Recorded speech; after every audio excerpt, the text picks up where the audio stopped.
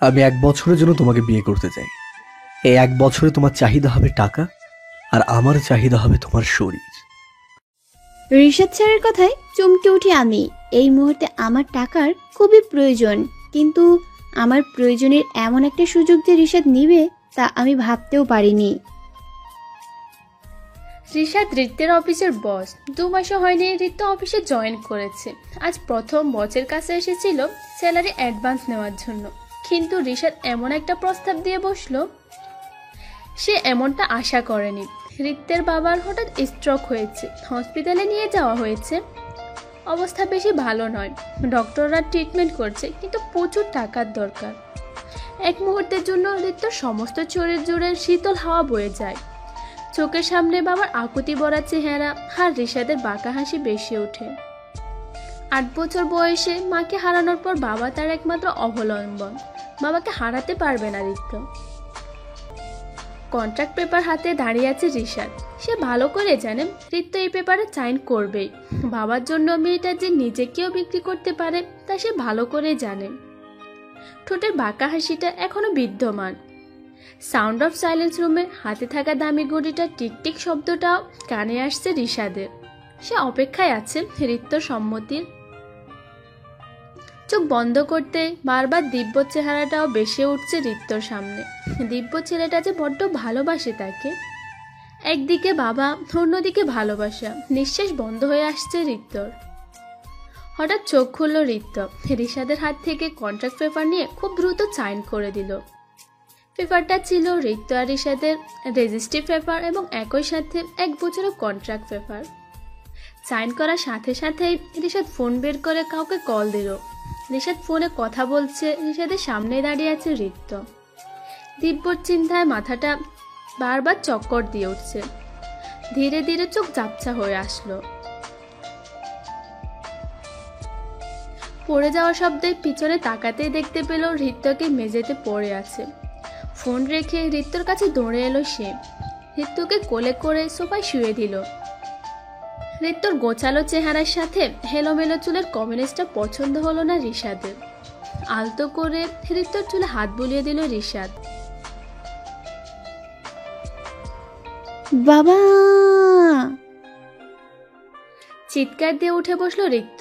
আশেপাশে তাকিয়ে উপলব্ধি করলো ঘরটা তার নয়।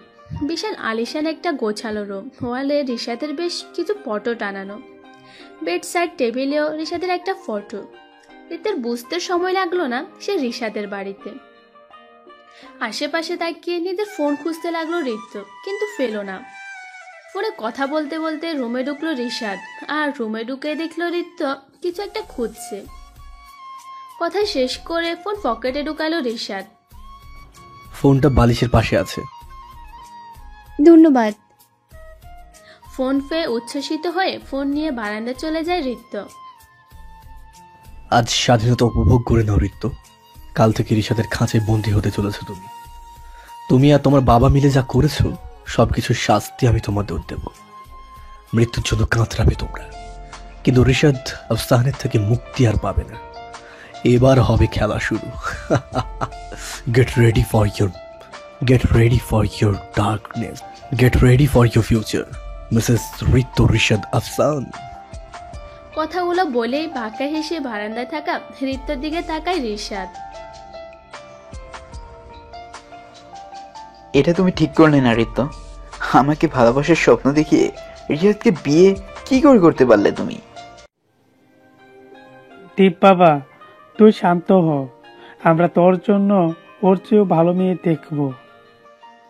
না বাবা, আমার রিত্তকে চাই। ও এখন অন্য কারো বিবাহিতা স্ত্রী। বাবা, আমার রাস্তায় বাধা হয়ে এসো না, নয়তো তোমার কালো অতীতটা আমার অজানা নয়, আর সেই অতীতকে পৃথিবীর সামনে তুলে ধরতেও আমার দুবার ভাবতে হবে না। দীপ, বাড়াবাড়ি করিস না, তোর বাবা আমি। বিধান মাহমুদের কথা রেগে গিয়ে তার গলা চেপে ধরল দিব্য। ছটপট করতে লাগলেন তিনি। কয়েক সেকেন্ড বাদে বিধান মাহমুদকে ছেড়ে চোখ গরম করে তাকালো দিব্য। ছেলের এতটা অবনতির জন্য মনে মনে নিজেকে দায়ী করে উপরে ঘরের দিকে এগোলেন বিধান মাহমুদ। বাবার সাথে কথা বলে মনে স্বস্তি পেল ঋত্য, তবে সে স্বস্তির মাত্রা খুবই কম, যেন মরুভূমির তীব্র গরমে এক ফোঁটা পানি জিভায় পড়ছে। ঋতু, যাও রেডি হয়ে এসো। রেডি মানে? Gate ready for a crazy romantic night baby. Sir please আমাকে একটু সময় দিন। টাইম দেওয়ার জন্য আমি তোমাকে বিয়ে করিনি। Damn it, just get ready for tonight. কথাটা বলে রুম থেকে বেরিয়ে গেল রিশাদ। রিশাদের বেরিয়ে যাওয়ার সাথে সাথে মেঝেতে বসে পড়ল ঋত্য। বাবার জন্য নিজেকে একটা ভদ্ররূপী পশুর কাছে নিজেকে সমর্পণ করতে চলেছি আমি। ঘড়ির কাঁটা জানান দিচ্ছে সন্ধ্যা 6:30 বাজছে। উঠে আলমারির কাছে গিয়ে দাঁড়ালো ঋত্য। আলমারি খুলতেই দেখতে পেল হ্যাঙ্গারে ঝোলানো বেশ কয়েকটা দামি শাড়ি।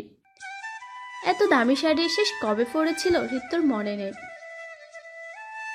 আলমারি থেকে কালো রঙের একটা শাড়ি বের করলো ঋত্য, সাথে হাত কাটা ব্লাউজ, পেটিকোট। আলমারি সবগুলো শাড়ির ব্লাউজে হাত কাটা, বিষয়টা ঋত্যের মাঝে বেশ অস্বস্তি সৃষ্টি করলো। রাত প্রায় 11টায় বাড়ি ফিরল রিশাদ। ফাঁকা বাড়িতে ফিনফতন নীরবতা। কাজের লোকেরাও সন্ধে নামলে চলে যায়। বাড়িতে এখন শুধু রিশাদ আর ঋত্য। সশব্দে নিজের রুমে ঢুকলো রিশাদ। লাইট অন করতে চোখে পড়ল বিবর্ণ বিষণ্ণ চেহারায় কালো শাড়ি পরিহিত ঋত্যকে। স্যার শরীয়ত মোতাবেক আমাদের বিয়ে হয়নি, অন্তত ইসলামের বিধি মেনে বিয়েটা করে নিলে। আমি বিশ্বাস করি না এসব শরীয়তে। আমি আমার রক্ষক আর আমি আমার মালিক। মুখে বললেই সত্যিটা বদলে যায় না স্যার। এই সৃষ্টি জগতের মালিক একজনই, তিনি মহান আল্লাহ। জাস্ট শাট আপ, এটা খাও। এটা কি? যাই হোক, খেতে বলছি, খাবে। কথাটা বলে ঋত্যর দিকে একটা জুস টাইপ কিছু বাড়িয়ে দেয় রিশাদ। রিশাদের ধমকে চুপ হয়ে যায় ঋত্য। চুপচাপ জুসটা খেয়ে নেয় ঋত্য। ধীরে ধীরে ঋত্যর দিকে এগোতে থাকে রিশাদ। ঋত্য ঢোক গিলতে লাগে। প্রথম কোনো ছেলে তার থেকে মাত্র 2 ইঞ্চি দূরত্বে দাঁড়িয়ে আছে। এটা যেন বেশ অস্বস্তিতে ফেলছে তাকে। দু চোখ বন্ধ করে ফেলল ঋত্য। চোখ বুঝতে বেশি উঠল দিব্য চেহারা।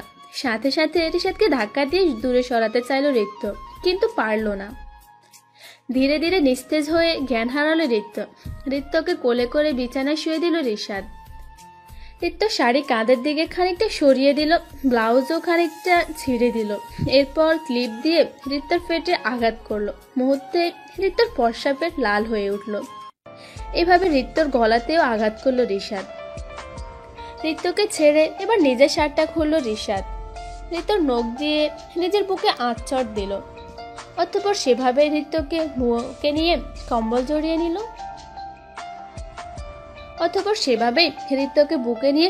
জড়িয়ে নিল। ঘুম থেকে উঠে নিজেকে আপত্তিকর অবস্থায় রিশাদের বুকে পেল ঋত্য। রিশাদের উন্মুক্ত বুকে দম বন্ধ হয়ে আসছিল ঋত্যর, কিন্তু রিশাদ এতটাই শক্ত করে ধরেছে যে ঋত্য ছাড়াতেও পারছে না। রিশাদের বুকের দিকে তাকাতে দেখতে পেল আঁচড়ের দাগ। চমকে উঠল ঋত্য। তার মানে রাতে আমরা ছি, কি করে করতে পারলাম আমি এটা?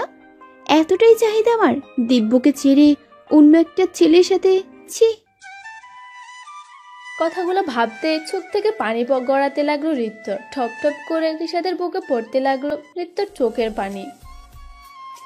বুকে রিশাদ পানির স্পর্শ পেয়ে চোখ মেলে তাকালো রিশাদ।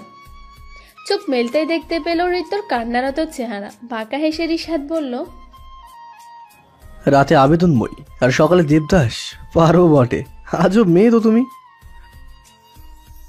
রিশাদের কথায় ঘৃণায় ঘা গুলিয়ে আসে ঋত্যর। উঠে যেতে ধরে, কিন্তু রিশাদ ঋত্যকে বুকে চেপে ধরে রাখে। ঋত্যর কানে কানে বলে, শাড়িটা ঠিক করে বের হও।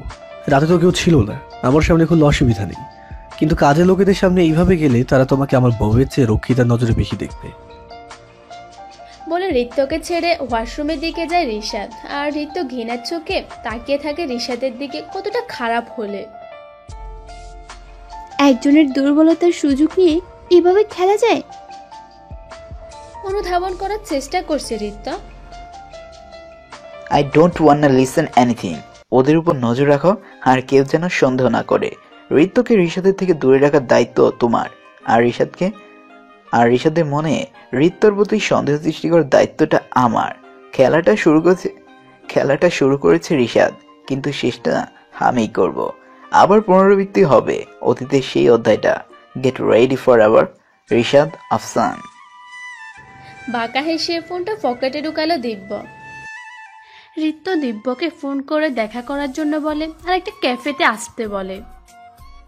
সরি দিব্য, আমি যা করেছি তা আমার বাধ্যবাধকতা। ওর সাথে শেয়ারটাও বুঝি তোমার বাধ্যকতা। ঋত্যর কথার মধ্যেই কথা বলল দিব্য। দিব্যর এই কথায় আশ্চর্য হয়ে গেল ঋত্য। দিব্য কি করে জানলো আমার আর ঋষাদের সম্পর্কের কথা, যেখানে আমি নিজেই কিছু মনে করতে পারছি না? তুমি কি করে জানলে? ঋত্যর প্রশ্নে বেবাছাকা খেয়ে যায় দিব্য, তবে নিজেকে সামলে নিয়ে জোর গলায় বলে ওঠে, তোমার গলার দাগগুলো নিশ্চয়ই আপনা আপনি হয়নি।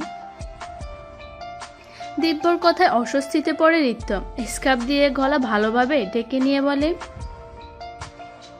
আমি কি করতাম দিব্য? বাবা অসুস্থ হয়ে পড়েছে হঠাৎ। তোমাকে এতবার ফোন দেওয়ার পরও তোমার ফোন সুইচ অফ বলছিল। I was just blend that moment. কিন্তু এই বিয়েটা স্রেফ একটা বিয়ে। ঋত্য কিছু বলতে যাবে তার আগেই তার ফোন বেজে ওঠে। ফোনের স্ক্রিনে বস নামটা বেশি উঠেছে।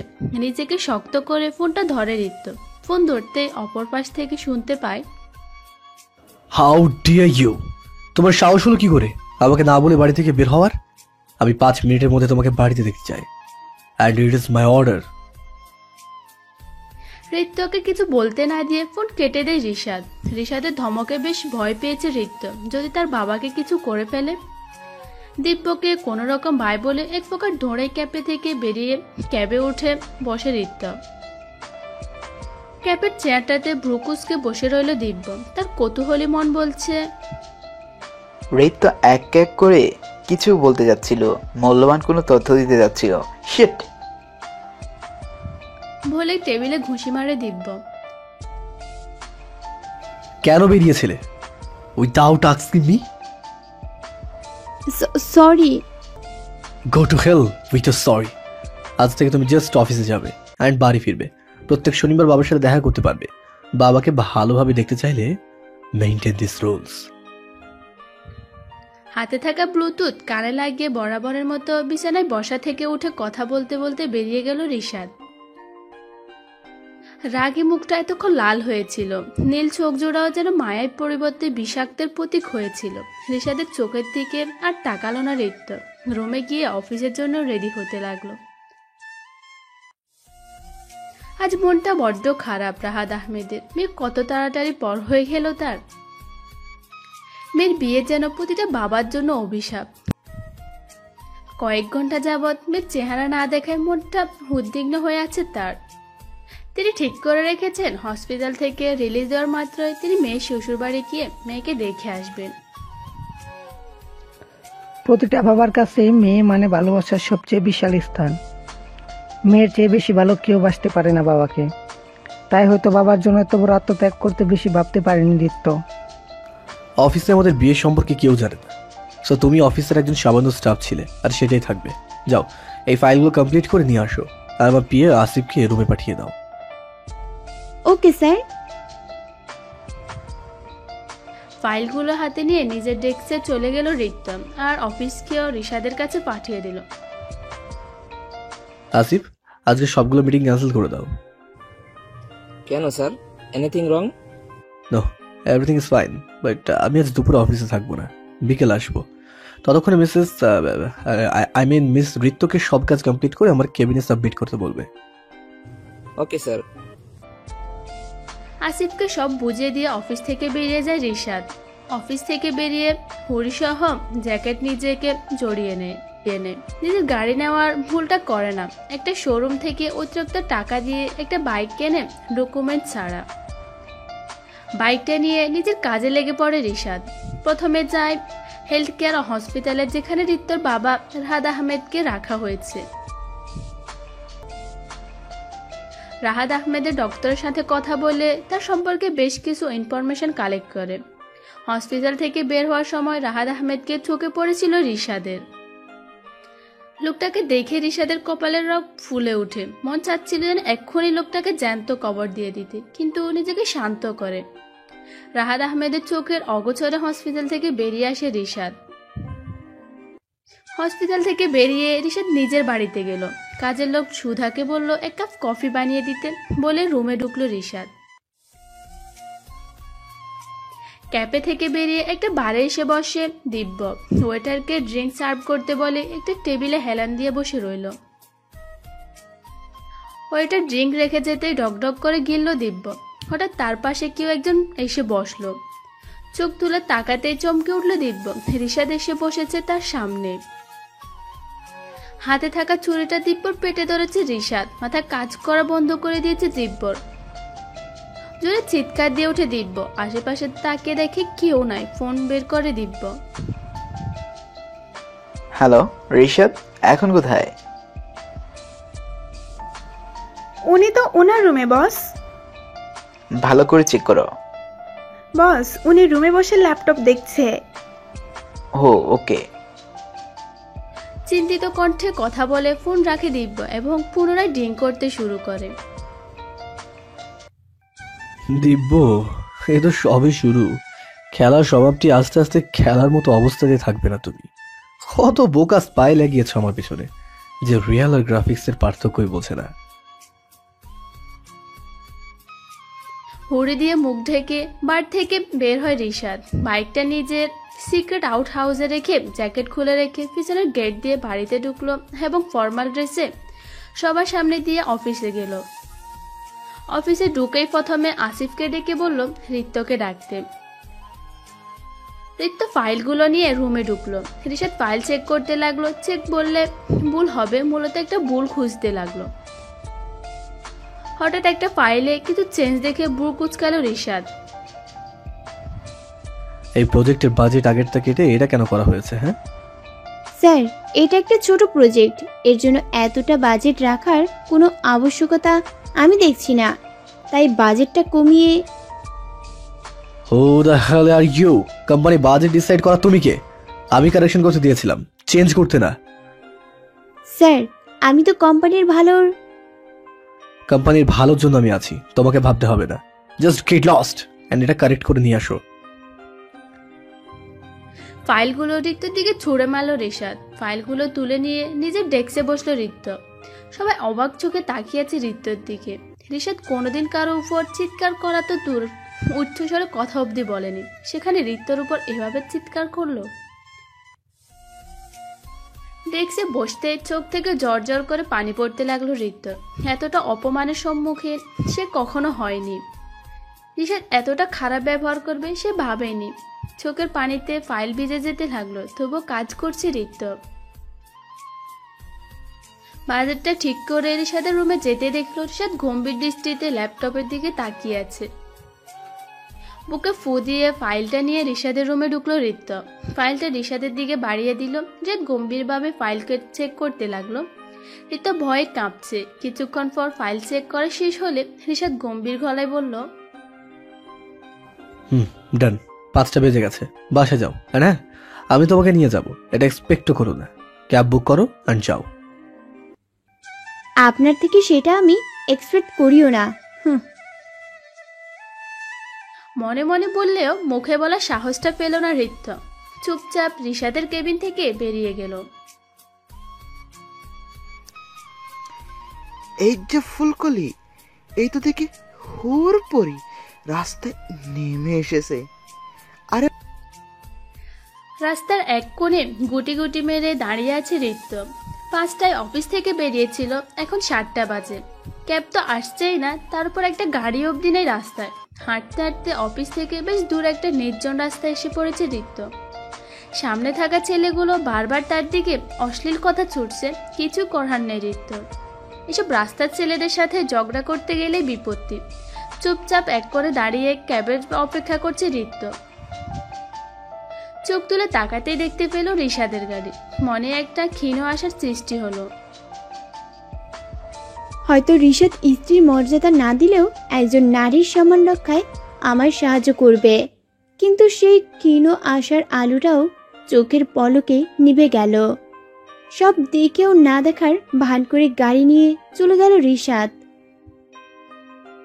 রিশাদের এই প্রতিক্রিয়ায় কান্না আটকাতে পারছে না ঋত্য। ক্ষণমতে নিজেকে শক্ত করে সামনে এগোতে নেয়, কিন্তু বখাটে ছেলেগুলো চারপাশ থেকে ঘিরে ধরে ঋত্যকে।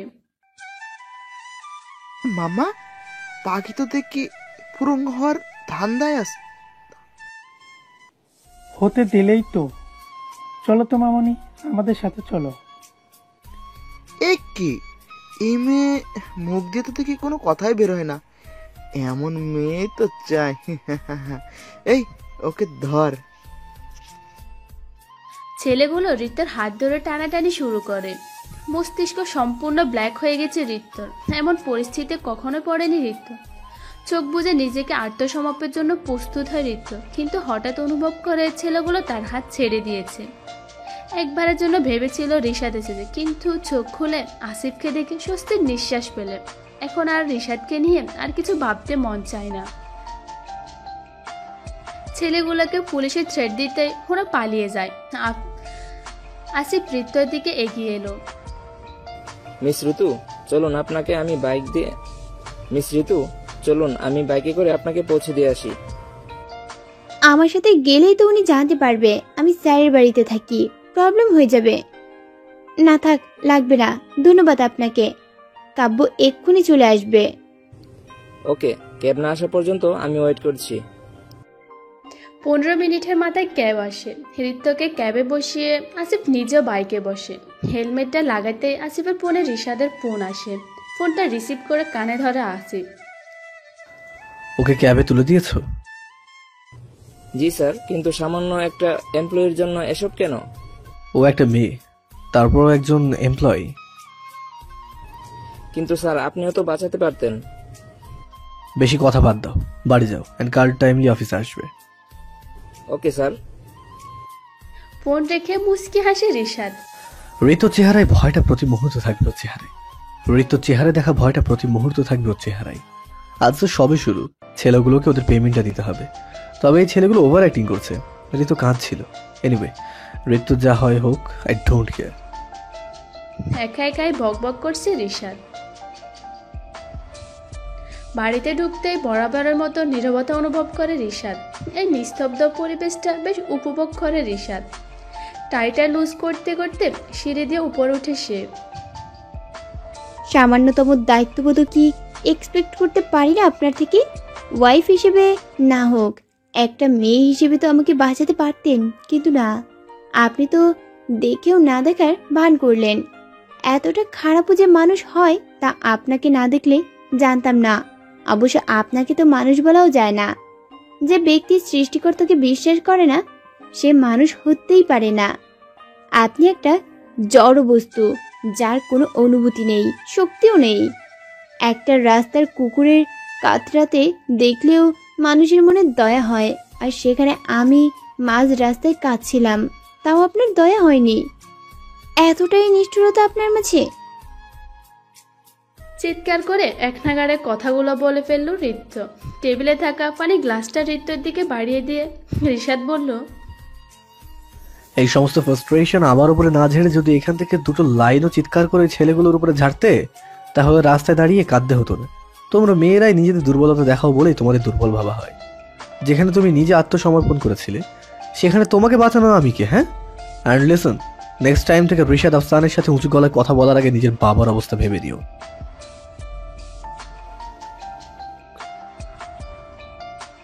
রিশাদের কথার বিপরীতে কিছু বলার মতো খুঁজে পায় না ঋত্য। প্রতি মুহূর্তে অপমানের হুমকি দিয়ে চলেছে ছেলেটা আমাকে। কোনোভাবে এই একটা বছর কেটে গেলেই হয়। রিশাদের খবর কি? বস, রিশাদ রাতে কাউকেই বাড়িতে রাখে না। যা জানার সকালে জানতে পারবো। ঋতু আর রিশাদের মধ্যে সত্যি কি কিছু হয়েছে?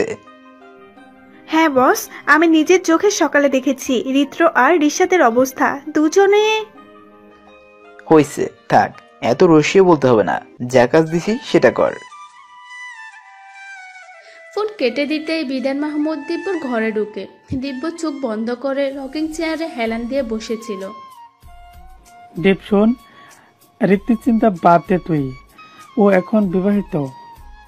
আমি ওর জন্য এত কিছু করেছি আর তুমি বলছো সব বাদ দিতে? আমাকে এইসব শেখাচ্ছ? এই শিক্ষা তখন কোথায় ছিল, যখন তুমি রাইহানা? দেব, তোকে বারবার বলেছি অতীতকে কাটবি না। অতীতে আমি খারাপ ছিলাম, কিন্তু তার মানে এই নয় যে সারা জীবন খারাপ হয়েই বাঁচতে হবে। আমি ঋত্যকে বিয়ে করবো, and that's my option.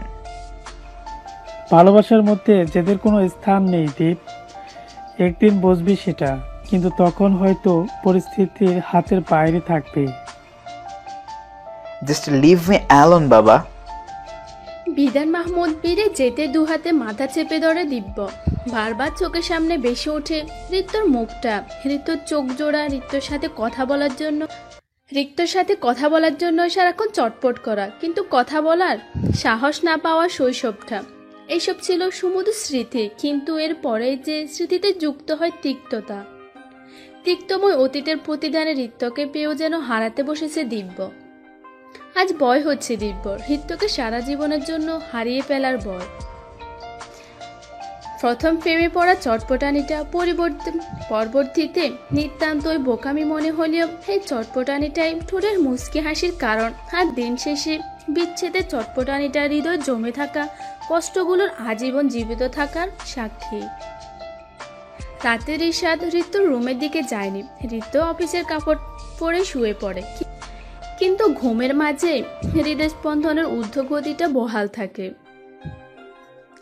Rishad কিছুতে ঘুমাতে পারছে না। ঘুম জিনিসটা তার সাথে সম্পর্ক বরাবরে আদায় কাজ করায়। কেন যেন সারা রাত তাকে জাগিয়ে রাখতেই ভালোবাসে। স্টোর রুমের দরজাটা আলতো খোলা, ভেতরে ঋষাদ দাঁড়িয়ে আছে একটা ফটো ফ্রেমের সামনে। ফটো ফ্রেমটাতে 3টে পরিবার একসাথে দেখা যাচ্ছে। ঋষাদের বাবা মা বাদে অপর দুই ফ্যামিলির সবার মুখ রেড মার্ক দিয়ে আঁকা, টার্গেট বৃত্তের মাঝে। নিষ্ঠুর দৃষ্টিতে তাদের দিকে তাকিয়ে আছে ঋষাদ। কষ্ট কি তা তোমরা খুব শীঘ্রই বুঝবে। তিলে তিলে কষ্ট দিয়ে মারবো তোমাদের। আমার বাবা মা শরীর থেকে ঝরা প্রতি ফোঁটার রক্তের হিসাব আমি নেব, তোমাদের থেকে যেন মনে থাকে সেটা। আমার নেক্সট টার্গেট তুমি, বিধান মাহমুদ। ঠোঁটের কোণে অদ্ভুত এক হাসি ফুটে ওঠে ঋষাদের। এই হাসিটা প্রতিশোধের এক নির্মম খেলা শুরুর হাসি এটা। আচমকা দরজার পাশে থাকা ফ্লাওয়ার ব্যাস পড়ার শব্দ পেল ঋষাদ।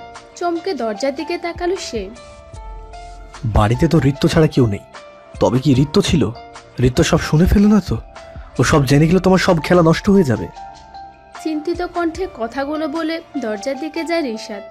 ঋত্য তাড়াতাড়ি ওখান থেকে চলে যেতে নিলে ফ্লাওয়ার ব্যাসটা পরে ভেঙে যায়। ঋত্য ওখান থেকে চলে যায়। ঋষাদ স্যার এই সময় স্টোর রুমে কি করছিল? শালা বাসটা ভাঙার আর সময় পেল না। স্যার কি আমাকে দেখে ফেললো? ইয়া মাবুদ, রক্ষা করো। তাড়াতাড়ি কাঁথা মুড়ি দিয়ে শুয়ে পড় ঋত্য। ভয়ে হাত পা কাঁপছে আমার। কেন যে এই রাতের বেলা পানি খেতে উঠছিলাম। ভেবে নিজেকে দোষারোপ করতে লাগলো। আর উঠছে তো উঠছে, স্টোর রুমের দিকে যাওয়ার কি দরকার ছিল? নিজের উপর মেজাজ খারাপ হচ্ছে। দাঁত দিয়ে নখ কামড়াচ্ছে ঋত্য। ঋষাদ ঋত্যর রুমে এসে দেখলো লাইট অফ, আর ঋত্য কাঁথা মুড়ি দিয়ে শুয়ে আছে। ঋষাদ আর বেশি না ভেবে গেস্ট রুমের দিকে গেল, তবে নিজেকে কিছুতে স্থির করতে পারলো না। ঋত্য কি আদৌ এসেছিল আমার রুমে, নাকি আমি বেশি ভাবছি? না না, এই মেয়ের ওপর নজর রাখতেই হবে। অতীতের ভুলটা আর করা যাবে না। খেলাটা আমাকে জিততেই হবে। পকেটে হাত ঢুকিয়ে ভাবতে থাকে ঋষাদ। স্যার, আজ অফিসে ইম্পর্টেন্ট মিটিং আছে। দীপ স্যার তো আসবে না বলেছেন। আপনি যদি আসতেন। মিটিংটা কি খুব জরুরি? জি স্যার। ঠিক আছে, আমি আসছি। ফোন রেখে অফিসে যাওয়ার জন্য রেডি হতে লাগলেন বিধান মাহমুদ। একটা সময় টাকার পেছনে কত ছুটেছে, অথচ এখন সেই টাকাকে দু চোখে সহ্য করতে পারেন না।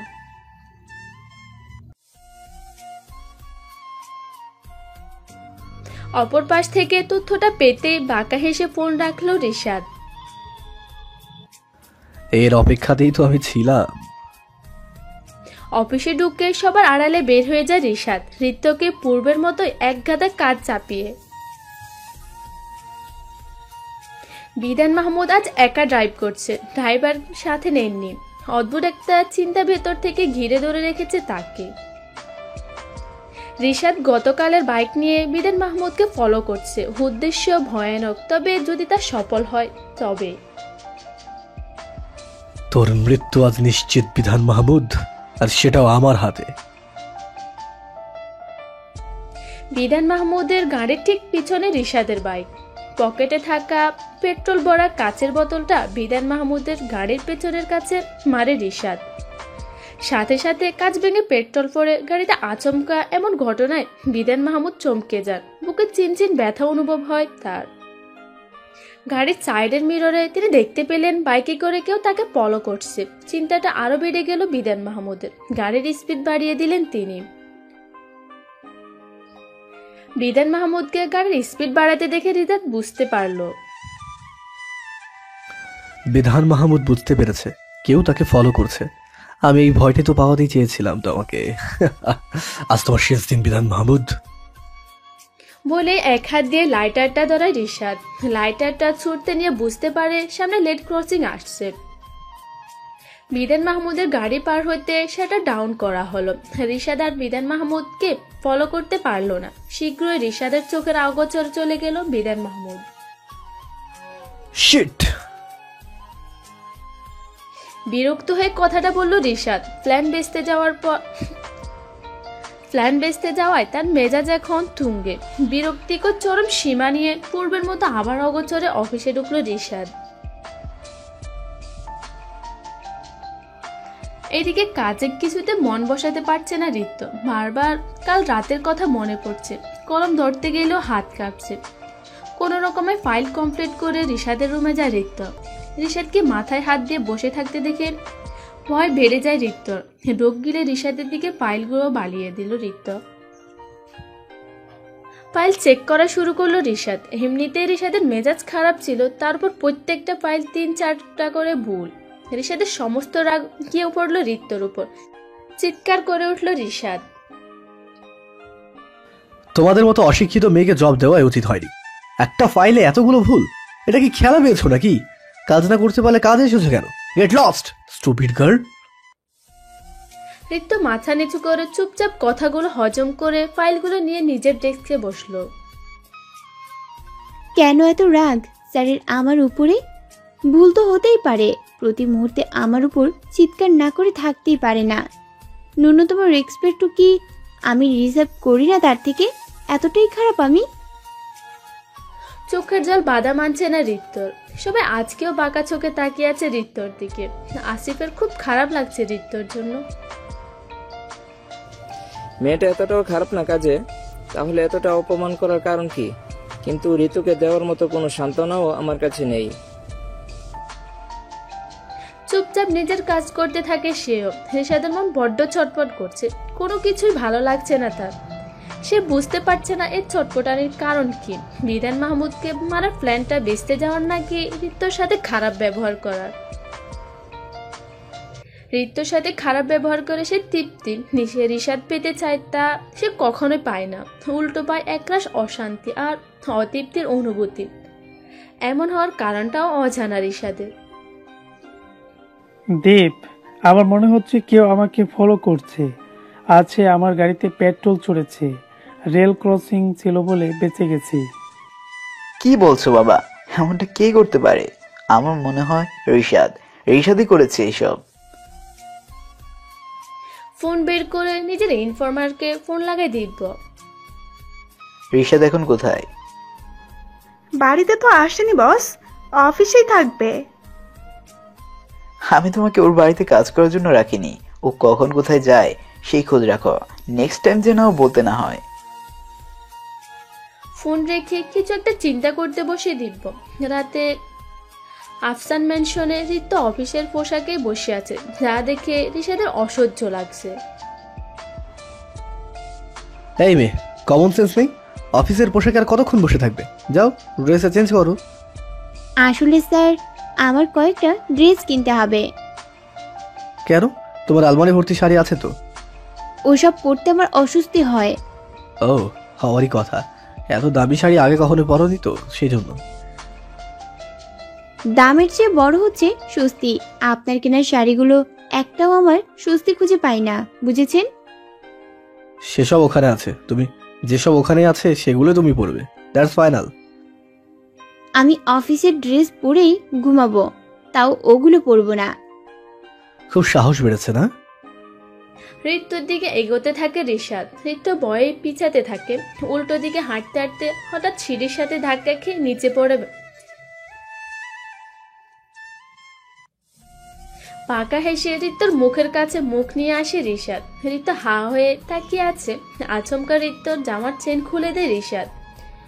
চমকে রিশাদকে ধাক্কা দিয়ে দূরে সরিয়ে দেয় ঋতু। রিশাদ আগের মতোই বাঁকা হেসে বলে, এখন কি একাই চেঞ্জ করবে নাকি আরো হেল্প করব? পিঠে হাত দিয়ে চেনটা লাগিয়ে মনে মনে রিশাদকে গালাগাল দিতে দিতে রুমের দিকে যায় ঋতু। রাহাত আহমেদ, আজ আমার আদরের মেয়েটা আমার থেকে দূরে। এসবই আমার পাপের ফল। কারো ক্ষতি করে যে। অনুতপ্ত কণ্ঠে কথাগুলো বলে জানালার দিকে তাকালেন রাহাত আহমেদ। চোখ বন্ধ করতে বারবার তার চোখের সামনে বেশি উঠেছে মেঝেতে পড়ে থাকা রক্তাক্ত দুটো লাশ। পাশে দাঁড়িয়ে অট্ট হাসি হাসছেন তিনি।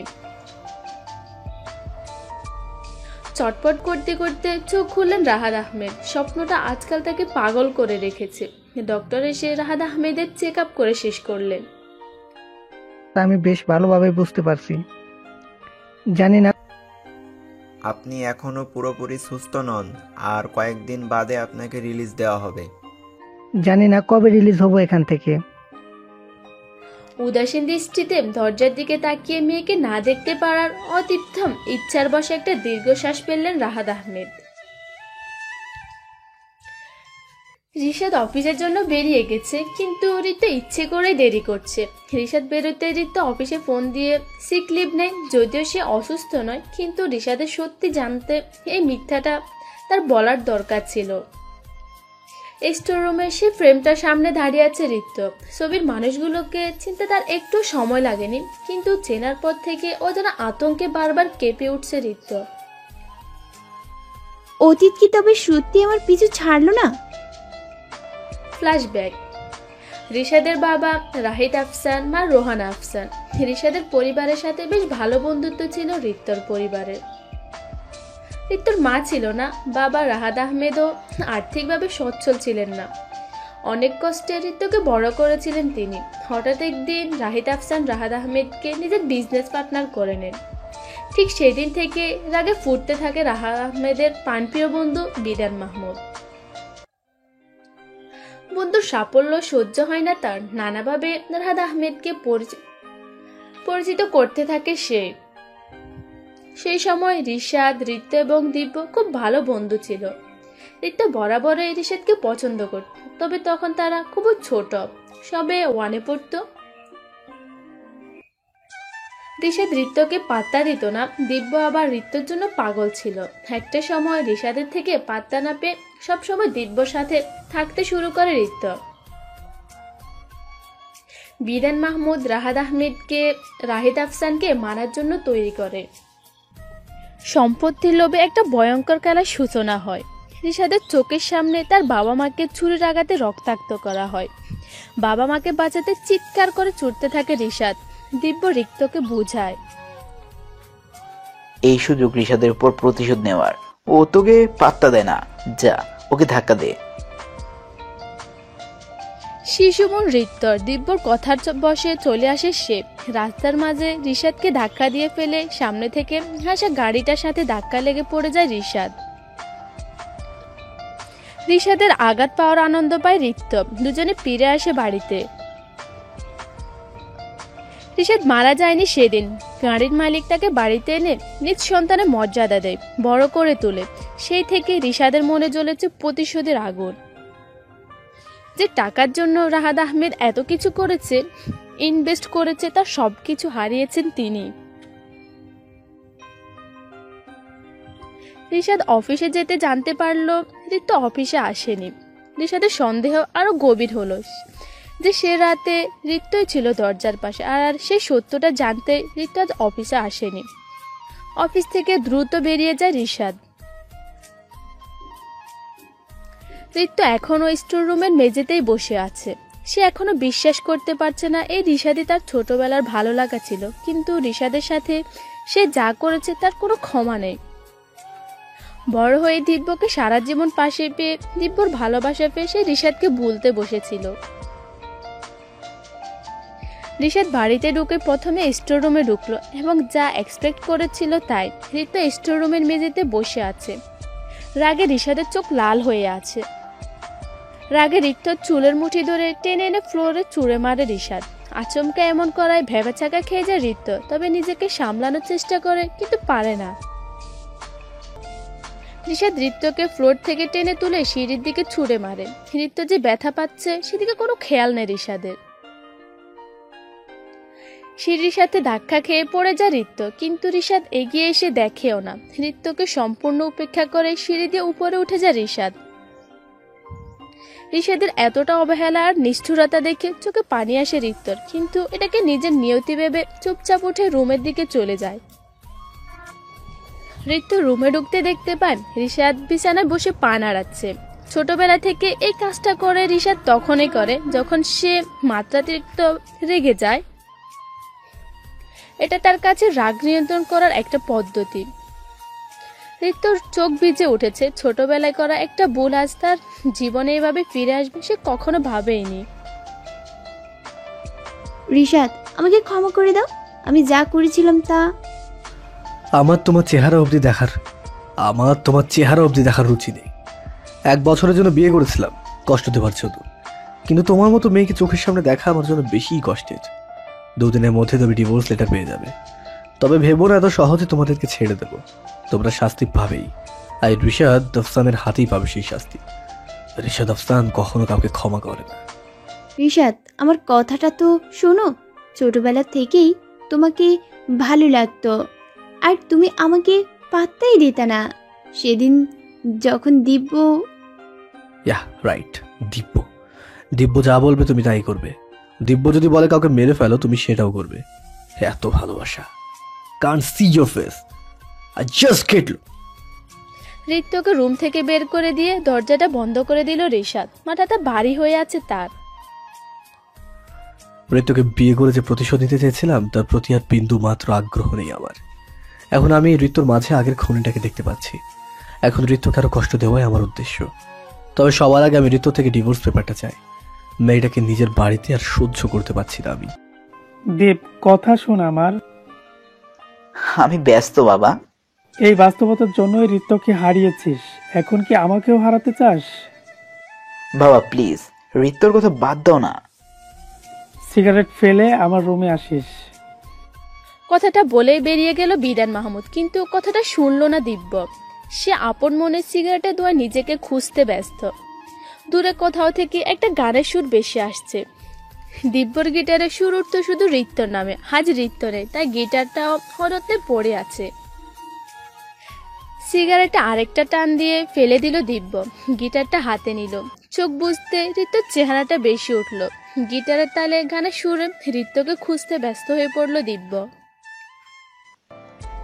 सुन मेरे हमसफर कि तुझे इतने से बेखबर कि तेरे सांस हैं चलते हैं, रहूंगा बस वही उम्र भर, रहूंगा बस उम्र, रहूंगा बस तेरी उम्र भर, जितनी हंसी से मुलाकात है उसी में प्यार तेरी बात। আর গান গাইতে পারলো না দিব্য। গলা কেঁপে কেঁপে উঠছে। চোখ বন্ধ করলে চোখ দিয়ে পানি গড়াবে। এতটা অসহায় আজ দিব্য শুধু ভালোবাসার জন্য। ভালোবাসা মানুষকে অসহায় করে, ততটা অসহায় যতটা মানুষের বেঁচে থেকেও মরে যাওয়ার জন্য যথেষ্ট। রাহাত আহমেদ আজকাল প্রায় মেয়েকে নিয়ে দুঃস্বপ্ন দেখেন। চিন্তার শেষ নেই তার, কিন্তু হসপিটাল কর্তৃপক্ষ তাকে রিলিজও করছে না। অতৃপ্তির দীর্ঘশ্বাস বারে বারে তাকে ঘিরে রয়েছে। হ্যালো উকিল সাহেব, ডিভোর্স পেপারটা রেডি করুন। তুমি আবার ভুল করেছো। ঋতকে বিয়ে করার আগেও আমি তোমাকে ভাবতে বলেছিলাম, কিন্তু তুমি হুট করে কাজটা করে বসলে। এভাবে ডিভোর্স দিয়ে আরেকটা ভুল করছো তুমি। আমি তোমার বাবার বন্ধু, তোমাকে ভালো মন্দ বোঝানোর অধিকার আমার আছে। আঙ্কেল প্লিজ, ওই মেয়েটার দিকে তাকালে আমার নিজের বাবা মার রক্তাক্ত চেহারা মনে পড়ে। Control your self Rishad. 1 বছরের কন্ট্রাক্ট তুমিই করেছো। এত সহজে নিজেকে দুর্বল করে দিও না। তুমি আমার বাবা মার খুনের প্রতিশোধ নিবেই, আমি জানি। থ্যাঙ্কস আঙ্কেল, আপনি সবসময় আমাকে ঠিক রাস্তা দেখিয়ে এসেছেন। আমি আপনার কথা মতোই কাজ করব। রাখছি। ফোন কেটে দিয়ে চিন্তিতভাবে রকিং চেয়ারে হেলান দিয়ে বসে পড়ে ঋষাদ। ঋষাদ কিছুতেই নিজেকে স্থির করতে পারছে না। চঞ্চল মস্তিষ্ক বারবার ঋত্যর প্রতি ঘৃণা দৃষ্টিতে তাকাচ্ছে। বাধ্য হয়ে আজ প্রথম রেড ওয়াইনের কয়েক ঢোক গলা অব্দি নামালো ঋষাদ। ড্রিঙ্ক করার পর থেকে মাথাটা যেন আরো ভারী হয়ে গেল। ঋষাদ টলমল করতে লাগলো, ঠিকমতো দাঁড়াতেও পারছে না। ঋষাদের রুমের পাশ দিয়ে যাওয়ার সময় ঋত্য খেয়াল করলো ঋষাদ ড্রিঙ্ক করে টলমল করছে, যে কোনো সময় পড়ে যেতে পারে। ঋত্য এসে ঋষাদকে ধরে বিছানায় বসালো। ঋত্যকে দেখে নেশার্ত অবস্থায় হাসতে লাগলো ঋষাদ।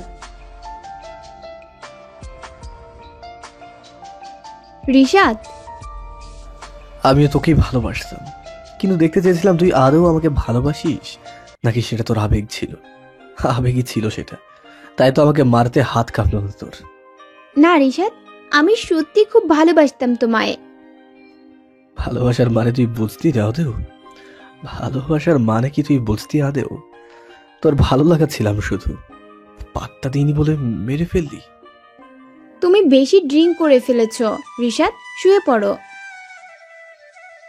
ঋত্য ঋষাদকে বিছানায় শুইয়ে দেয়, তারপর সরে আসতে নেয়। ঋত্য সরে যেতে নিলে ঋষাদ ওর হাত ধরে টান দেয়। ঋত্য গিয়ে পড়ে ঋষাদের বুকের উপর। ঋষাদকে এতটা কাছাকাছি দেখে ঘামতে শুরু করে ঋত্য। এমনই একটা মুহূর্তের স্বপ্ন সে প্রায় দেখত, কিন্তু কখনো ভাবেনি সত্যি সে ঋষাদের এতটা কাছাকাছি আসতে পারবে। ঋত্য রীতিমতো চোখ বড় বড় করে ঋষাদের দিকে তাকিয়ে আছে। ওই কি শুনতে পাচ্ছি তো, আমি কি ঠসা নাকি? আচ্ছা শোনো, বলো। আমি হট তাই না? এটা কেমন প্রশ্ন, বাদ দাও তো। Is not Rishad Afsan hot? আমি যা বলছি তার উত্তর দাও। কি কি প্রশ্ন? আমি হট কিনা? হ্যাঁ, খুব হট। দেখো আমি ঘামছি। ঋষাদকে ধাক্কা দিয়ে বিছানায় ফেলে উঠে দাঁড়ানোর চেষ্টা করে ঋত্য, কিন্তু পারে না। ঋষাদ আবার তাকে চেপে ধরে নিজের বুকের মাঝে এনে রাখে। ঋত্য ঠোঁটের দিকে ক্রমশ আগাতে থাকে ঋষাদের ঠোঁটদ্বয়। এরপর ঘুমিয়ে পড়ে ঋষাদ। সকালে উঠে ঋত্যকে নিজের বুকে আবিষ্কার করে। ঋষাদ রাগে ঋত্যকে ধাক্কা দিয়ে বিছানা থেকে ফেলে দিল। ঋত্য ব্যথা পেয়ে কোনো রকম উঠে দাঁড়ালো। এটা কি ধরনের ব্যবহার? তুমি আমার বুকে কি করেছিলে? কাল রাতে আপনি তো এনেছিলেন। আমি কেন আনতে যাব? সেটা আমি কি করে জানবো? You shut up and just get out of my room. চুপচাপ মুচকি হেসে ঋষাদের রুম থেকে বেরিয়ে গেল ঋত্য। ঋত্যর এই মুচকি হাসির মানে বুঝলো না ঋষাদ। তবে কি রাতে কি কিছু হয়েছে তাদের মাঝে? চিন্তায় ঘামতে লাগলো ঋষাদ। আজকাল দিব্য ভালো থাকতে শিখে গেছে। ঋত্যর স্মৃতিগুলো আর আগের মতো বিরক্ত করতে পারে না তাকে। সারাক্ষণ আপন পৃথিবীতেই মেতে থাকে দিব্য। তবে চাইলে কি ভালোবাসা ভুলে থাকা যায়? যায় না। দিব্য শুধুমাত্র নিজেকে ব্যস্ত রাখার চেষ্টা করেছে, যাতে ঋত্যর স্মৃতিগুলো তার মনে আর প্রকাশ করতে না পারে। কিন্তু যে মেয়েটাই তার মনের মাঝে থাকে, তাকে কি করে ভুলবে দিব্য? 2 মাস পার হয়ে যায়। রিশাদ ঋত্যর সাথে কথা বলা একেবারে বন্ধ করে দিয়েছে। ঋত্যও কিছু বলে না। বিষয়টা এমন যেন এক ছাদের নিচে থেকেও এক আকাশ দূরত্ব। কয়েকদিন ধরে ঠিকমতো কিছু খাচ্ছে না ঋত্য। যাই খাচ্ছে বমি করছে। ঋত্যর শরীরের দিন দিনে অবনতি রিশাদেরও নজর কাটছে। আজ সকাল থেকে ঋত্যকে দেখিনি, অফিসেও আসেনি মেয়েটা। কি ব্যাপার, কিছু হলো না তো আবার? বাসায় এসে দেখি ঋত্য চিন্তিত মুখে বিছানায় বসে আছে, পাশে একটা ফাইল। কি হলো ওর? রিশাদকে দেখে এক প্রকার ছুটে এলো ঋত্য। রিশাদ, একটা কথা ছিল।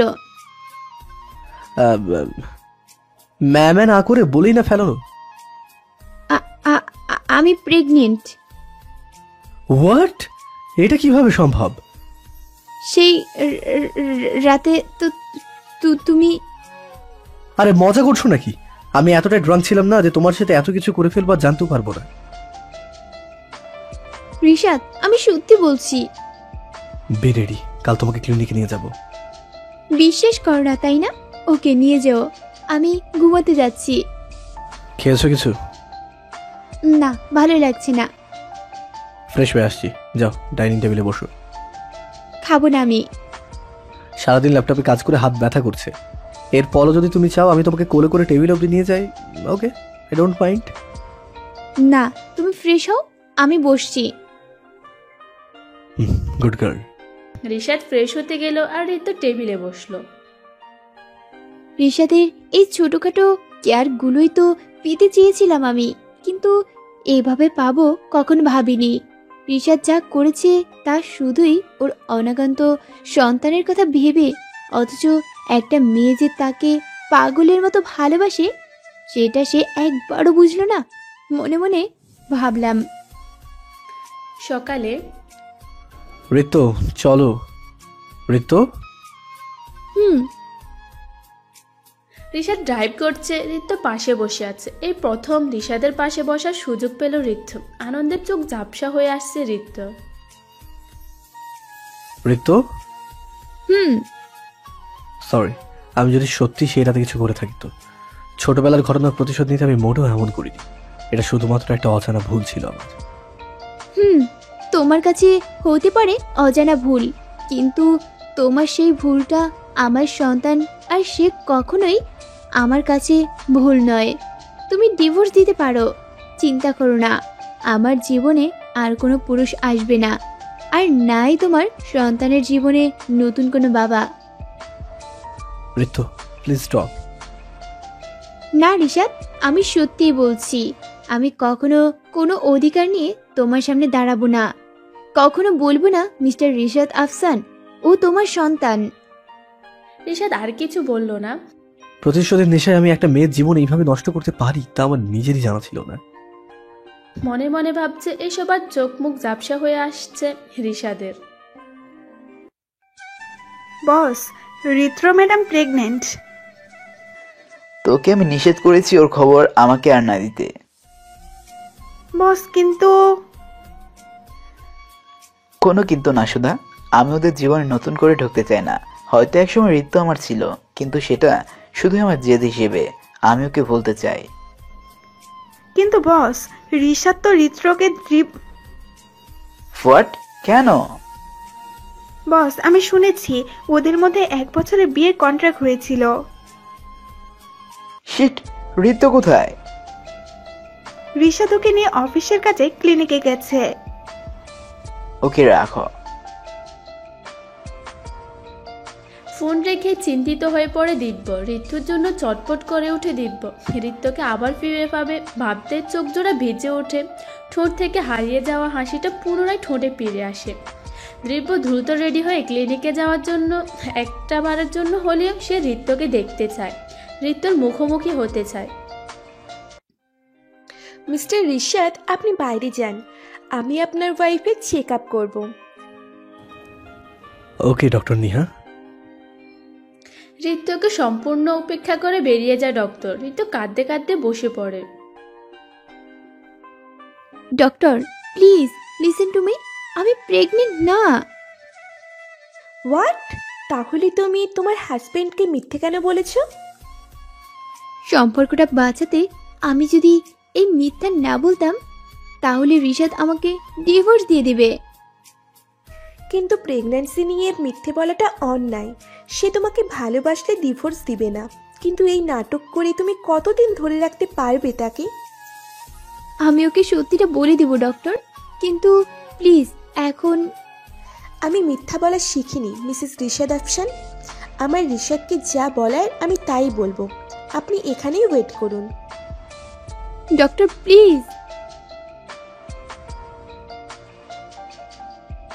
রিশাদকে নিজের কাছে রাখার শেষ প্রচেষ্টাটা কি তবে জলে গেল? রিশাদ, তোমার ওয়াইফের খেয়াল রেখো, শি ইজ প্রেগনেন্ট। ডক্টরের কথায় চমকে ওঠে ঋত্য প্রশ্নবোধক দৃষ্টিতে। কিছুক্ষণ আগেই তো তিনি বললেন সব সত্যি বলে দেবেন, কিন্তু এখন তো তিনি অন্য কথা বলছেন। প্রশ্নবোধক দৃষ্টিতে ডক্টরের দিকে তাকিয়ে আছে ঋত্য। ডক্টর চোখের ইশারায় ঋত্যকে আশ্বস্ত করল। ঋত্যকে নিয়ে বাড়ি ফিরল রিশাদ। চিন্তায় মাথা ঘুরাচ্ছে রিশাদের। কি করে এত বড় একটা ভুল করে বসলাম আমি? ঋতুকে কষ্ট দিতে গিয়ে আরেকটা নতুন জীবনকে পৃথিবীতে আনতে যাচ্ছি। আমি তার বাবা হিসেবে নিজেকে তো ভাবতেই পারছি না আমি এটা। রিশাদের এখন নিজেকে সমাজের একটা নোংরা কীট মনে হচ্ছে। চাহিদার বশে করা একটা ভুল যে কতটা ভয়ানক হতে পারে তা বুঝলো রিশাদ। কি ঋতু সত্যি প্রেগনেন্ট? হ্যাঁ বস। ঋতুর সাথে আমাকে দেখা করতেই হবে, যে করে হোক রিশাদকে কিছুক্ষণের জন্য ঋতু থেকে আলাদা করতেই হবে। ওকে বস। ফোন কেটে দিয়ে দিব্য ভাবতে থাকে কি করা যায়। হঠাৎ করে দিব্যর মাথায় একটা শয়তানি বুদ্ধি খেলে যায়। সুধাকে ফোন করে নিজের সমস্ত প্ল্যান বলে দিব্য। হঠাৎ করে আংডং নাম্বার থেকে কল এসেছে রিশাদের ফোনে। অপর পাশে থাকা লোকটি বলল, বাড়ি থেকে বেরিয়ে সামনের গার্ডেনটায় দেখা করতে, কোনো ইম্পর্টেন্ট নিউজ দেওয়ার আছে। রিশাদ যদিও বিশ্বাস করেনি, তবে কে ফোন করেছে জানার জন্য এসেছে। রিশাদ বের হতেই দিব্য চুপি চুপি ঋত্যর কাছে যায়। দিব্যকে দেখে মস্তিষ্কে রাগ চড়ে যায় ঋত্যর, কিন্তু এর কারণটা অজানা তার। দিব্য এসে ঋত্যকে জড়িয়ে ধরে। ঋত্য দিব্যর থেকে নিজেকে ছাড়ানোর চেষ্টা চালাচ্ছে। অবশেষে ঋত্যকে ছাড়ল দিব্য। ঋতু প্লিজ, আমি জানি রিশাদ তোমাকে ছেড়ে দিবে। চলো না আমরা বিয়ে করে ফেলি। তুমি পাগল হয়ে গেছো দিব্য? তোমার আমার বিয়ে কখনোই পসিবল না। তাছাড়া আমি রিশাদের বাচ্চার মা হতে চলেছি। আমার কোনো অসুবিধা নেই ঋতু, আমি তোমাকে তোমার সন্তান সহ আপন করে নিব। দিব্য, তুমি কেন বুঝছো না? আমি ভালোবাসি রিশাদকে। ওহো, ছোটবেলায় ভালোবাসাটা জেগে উঠেছে তাহলে। কিন্তু আমার সাথে এত নাটক করার কি দরকার ছিল? ভালোবাসার নামে প্রতি মুহূর্তে কেন কষ্ট দিলে আমায়? চোখ দিয়ে পানি গড়াতে লাগলো ঋত্যর। দিব্য আবার ঋত্যকে জড়িয়ে ধরল। ঋত্য কি করবে বুঝে উঠতে পারছে না। দিব্যর কথা ভেবে তার নিজেরই কষ্ট হচ্ছে। কি যা তা বলছো সুধা? আমি ঠিকই বলছি সাহেব। ঋত্র মেম সাহেবের ঘরে কোনো একটা ছেলে ঢুকছে। সুধা, আপনি সিসি ক্যামেরায় দেখুন স্যার। সুধার দিকে বিরক্তিকর দৃষ্টিতে তাকিয়ে ফোনের স্ক্রিনে চোখ দিল রিশাদ। আর যা দেখলো তাতে সে সত্যিই কেঁপে উঠল। ঋত্য দিব্যকে জড়িয়ে ধরে আছে। বেশ কিছুক্ষণ পর ঋত্যকে ছেড়ে লুকিয়ে বেরিয়ে গেল দিব্য। এর আগে শরীরে রক্ত টকবক করে ফুটে উঠেছে রিশাদের। ঋত্যকে খুন করতে ইচ্ছে করছে তার, কিন্তু কেন হচ্ছে এমন? তবে কি রিশাদও ভালোবেসে ফেললো ঋত্যকে, নাকি শুধু নিজের সন্তানের খাতিরে? স্যার একটা কথা কই। বলো। না মানে স্যার, ছোট মুখে বড় কথা কইতেছি, কিন্তু যেটা কথা সেটা বলো। এত অপ্রাসঙ্গিকতা আমার ভালো লাগে না। আমার মন বলতেছে ঋত্র মেম সাহেবের গর্ভের সন্তানটা আমনের না, ওই লোকটার। এর আগেও আমি ওরে দেখেছি লুকিয়ে বাড়িতে ঢুকতে, কিন্তু ঋত্র মেম নিষেধ করেছিল, তাই আপনারে বলবার পারি নাই। কি? ঋত্য তোকে টাকা দেয় নাকি আমি দিই? এত বড় একটা কথা তুই আমাকে আজ বলছিস? সর সামনে থেকে। কিন্তু স্যার। সর বলছি। রিশাদ সোজা এসে ঋত্যর মুখোমুখি দাঁড়ায়। ভয়ে কাঁপতে থাকে ঋত্য। কোনোভাবে দিব্যকে দেখে ফেলেনি তো রিশাদ? কাঁপছো কেন? কিছু না, এমনিতেই একটু অস্বস্তি হচ্ছে। কেউ এসেছিল? না তো। তোতলাচ্ছ কেন? এমনিতেই। আচ্ছা শোনো, নিজের খেয়াল রাখো, যা রেস্ট নাও। রিশাদের কথায় আশ্বস্ত হয়ে ঋত্য শুয়ে পড়ল, কিন্তু ভয় প্রতি মুহূর্তে কুকড়ে খাচ্ছে তাকে। ভয় হাত পা ঘেমে যাচ্ছে বারবার। রিশাদ চুপচাপ লক্ষ্য করেছে ঋত্যর গতিবিধি। সন্দেহটা ধীরে ধীরে গাঢ় হচ্ছে রিশাদের। ক্রমশ রাগে লাল হয়ে আসছে রিশাদের চোখ জোড়া। ঋত্য কাঁপতে কাঁপতে ঘুমিয়ে যায়। প্ল্যান মতো সব হচ্ছে? জি বস। ঋষাদ সন্দেহ করেছে তো যে ঋত্যর গর্ভের সন্তান আমার? হ্যাঁ বস, এভাবে কানে বিষ ঢেলেছি যে কি বলবো। দেখবেন কালকে ঋত্র ম্যামকে বাড়ি থেকে বের করে দেবে। তুমি তোমার কাজের টাকা পেয়ে যাবে। আর হ্যাঁ, ঋষাদের উপর ভালো মতো নজর রাখবে। ওকে বস। ফোন কেটে দিয়ে বিছানায় বসে পড়ল দিব্য। ঋত্যকে পাওয়ার জন্য কতটা নিচে নেমে গেছি আমি, ভাবতেই চোখ জোড়া অশ্রুশক্তি হয়ে গিয়েছে। কিন্তু কিছুই করার নেই, ঋত্য আমার অ্যাডিকশন। ঋত্যকে ছেড়ে বেঁচে থাকাটা আমার পক্ষে কোনোভাবেই সম্ভব না। চোখ বন্ধ করতে নিজেকে অন্ধকারে মিলিয়ে যেতে দেখল। গভীর একটা আধার জগতে নিমিষে বিলীন হতে চলেছে সে। রিশাদ। দুঃস্বপ্নে ঘুম ভেঙে যায় ঋত্য। রিশাদ পাশেই ঘুমিয়েছিল। ঋত্যকে ভয় পেতে উঠতে দেখে পাশে থাকা গ্লাস থেকে পানি খাওয়ায়। ঋত্য ডকডক করে সম্পূর্ণ গ্লাসের পানিটুকু খেয়ে নিল। ঋত্যর এইভাবে ভয় পাওয়া থেকে চিন্তা বাসা বাঁধল রিশাদের মনে। কিন্তু ঋত্যের প্রতি কোনো অনুভূতিকে মনে পাত্তা দেয় না রিশাদ। একইভাবে এই অনুভূতিকেও পাত্তা দিল না। কিন্তু মন তো কথা শোনে না। বেহায়া মনটা বারবার ঋত্যর চিন্তাতেই ব্যাকুল হয়ে রয়েছে। মিস্টার বিধান মাহমুদ, এই ডিলটা আপনার কোম্পানির জন্য অনেক লাভজনক। আপনি কেন ডিলটা করতে রাজি না? আমার হয়তো লাভ হবে, কিন্তু ওই কোম্পানিটা বিপদে পড়ে লসে ডিলটা করতে রাজি হয়েছে। আমাদের একটা ভুল ওই কোম্পানির জন্য সর্বনাশ বয়ে আনতে পারে। বিজনেসে এসব দেখা হয় না স্যার। বিজনেস মানে শুধু টাকা। প্রিয় সাহেব, টাকা লোভ অনেক আগেই মরে গেছে। লাখ লাখ টাকা দিয়েও ভালোবাসার স্ত্রীকে বাঁচাতে পারিনি। কি করব আমি এই টাকা দিয়ে? সরি স্যার, আমি বুঝতে পারিনি আপনার খারাপ লাগবে। আরে না, ঠিক আছে, আপনি এখন আসতে পারেন। বিধান মাহমুদ চোখ বন্ধ করে চেয়ারে হেলান দিয়ে আছে। মনটা বড্ড কু ডাকছে তার। বারবার মনে হচ্ছে খারাপ কিছু একটা হতে চলেছে। মনকে বারবার মিথ্যা প্রমাণ করতে উঠে পড়ে লেগেছেন তিনি, কিন্তু মন তো তা শুনছে না।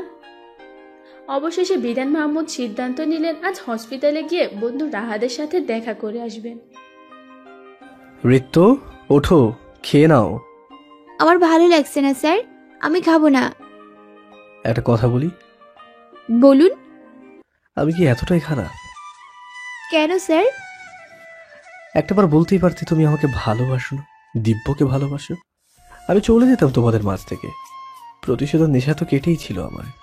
কি দরকার ছিল এসব করা? টাকার দরকার ছিল। কি বলছেন এসব? নাটক করো না ঋত্য। আমি জানি তোমার গর্ভের সন্তানটা দিব্যর। স্যার। চিৎকার করো না, সত্যিটা এটাই। জানো ঋত্য, আমি প্রচন্ড কষ্ট পেয়েছিলাম, প্রচন্ড। ধীরে ধীরে ভালোবাসতে শুরু করেছিলাম, কিন্তু ভালোবাসার যে প্রতিদান তুমি দিলে, স্যার বিশ্বাস করুন, দিব্য আর আমার মধ্যে কোনো সম্পর্ক নেই। তাহলে কেন এসেছিল দিব্য? কেন লুকিয়ে দেখা করেছে তোমার সাথে? কেন জড়িয়ে ধরেছিল তোমাকে? বলো আমাকে। স্যার আপনি ভুল ভাবছেন। সেদিন যা হয়েছিল। ঋত্য প্লিজ, শাক দিয়ে কখনো মাছ ঢাকা যায় না। আমার কথাটা। ঋত্য কিছু বলার আগেই বাড়ি থেকে বেরিয়ে যায় রিশাদ। ঋত্য আতঙ্কিত দৃষ্টিতে তাকিয়ে থাকে রিশাদের যাওয়ার দিকে। রিশাদ ঘর থেকে বের হওয়ার পর একটা আননোন নাম্বার থেকে ফোন আসে। রিয়ার সাথে মারাত্মক অ্যাক্সিডেন্ট হয়েছে, আপনি যেই হোক না কেন প্লিজ সিটি হসপিটালে চলে আসুন। অপর পাশ থেকে সংবাদটা পাওয়া মাত্র হাত থেকে ফোন পড়ে গেল ঋত্যর। হাত পাক কেঁপে কেঁপে উঠছে। ঋত্য সব ফেলে উঠে ছুটল হসপিটালের দিকে। চিন্তায় রেসপন্ড ক্রমশ কমে আসছে ঋত্যর। রিশাদের চিন্তায় প্রতি মুহূর্তে হাত পা শীতল হয়ে যাচ্ছে তার। ছোটবেলা সেই দৃশ্যটা চোখে ভেসে উঠছে। তবে কি দ্বিতীয়বারের মতো রিশাদকে হারাতে বসলাম আমি? দুহাত মাথায় ধরে ছটফট করতে লাগলাম। আমি যেন মাথাটা কেউ ছিঁড়ে খাচ্ছে। আমার এখন ইচ্ছে করছে নিজেকে মেরে ফেলতে। ছোটবেলায়ও ভুলটা আমারই ছিল, আজও ভুলটা আমার।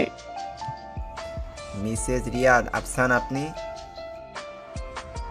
জি ডক্টর। উনি ড্রিঙ্ক করছেন প্রচুর। সামনে থেকে আসা কারের সাথে খারাপভাবে অ্যাক্সিডেন্ট হয়েছে, ইন্টারনাল ইনজুরিও আছে। ডক্টর, আমি কি একবার ওনার সাথে দেখা করতে পারি?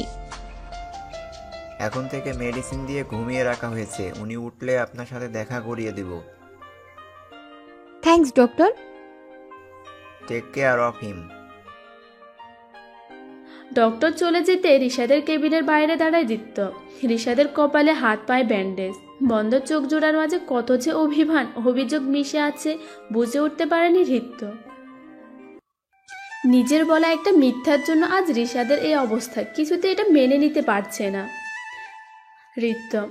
নিজের উপর তীব্র রাগ আর তৃষ্ণা কাজ করছে তার। রিশাদের চোখের দিকে তাকানোর সাহস তার নেই। ঋত্য? হ্যাঁ রিশাদ, আমি এখানেই আছি, বলুন।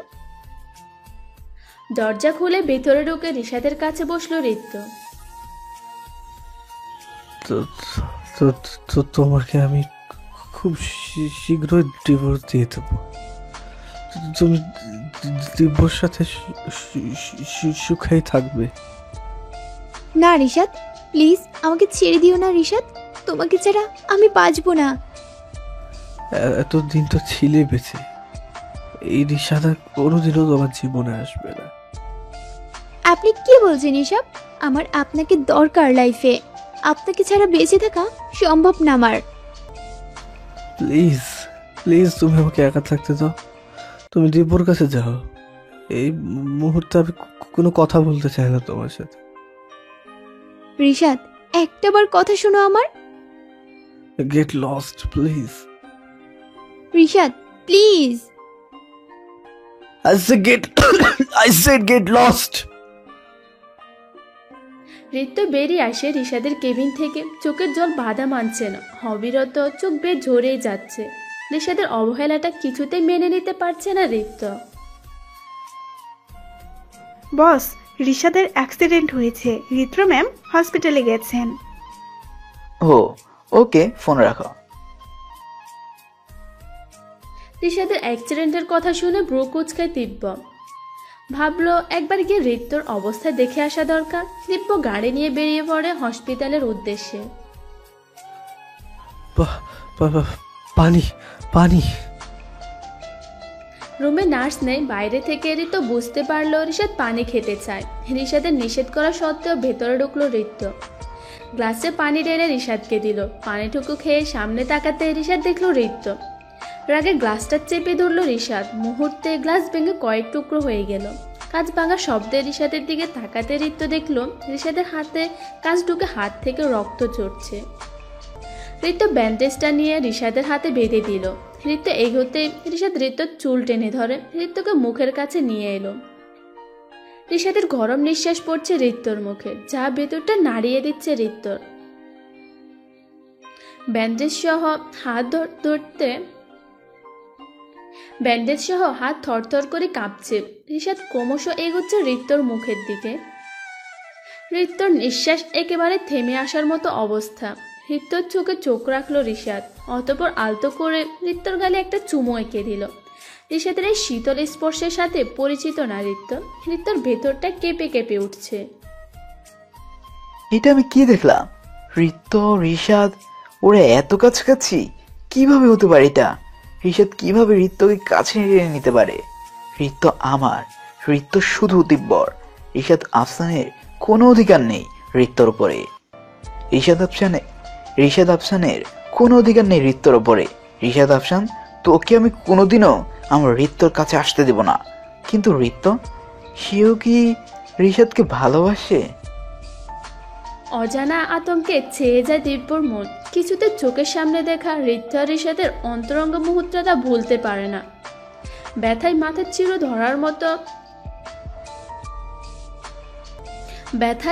চির ধরার মতো অবস্থা। নিজের ভালোবাসাকে অন্য কারো সাথে দেখার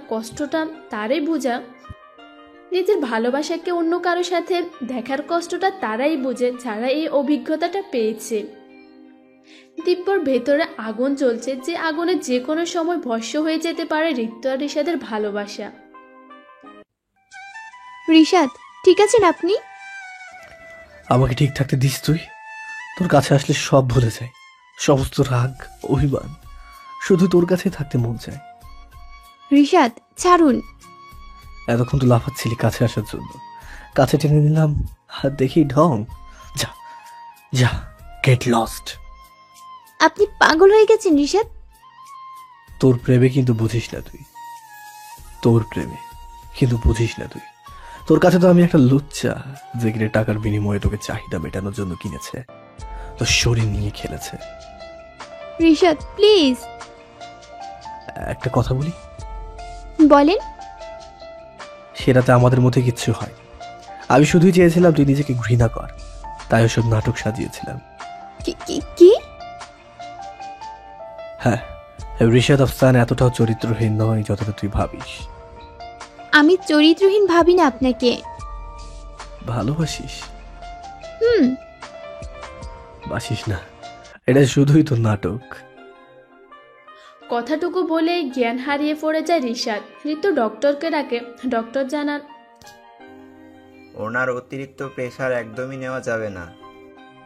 1 মাস পর ঋষাদকে রিলিজ দেওয়ার পর থেকে ঋষাদের সমস্ত দায়িত্ব নিজের কাঁধে নিয়েছে ঋত্য। ঋষাদকে খাওয়ানো থেকে শোয়ানো অবধি সবও একাই করে।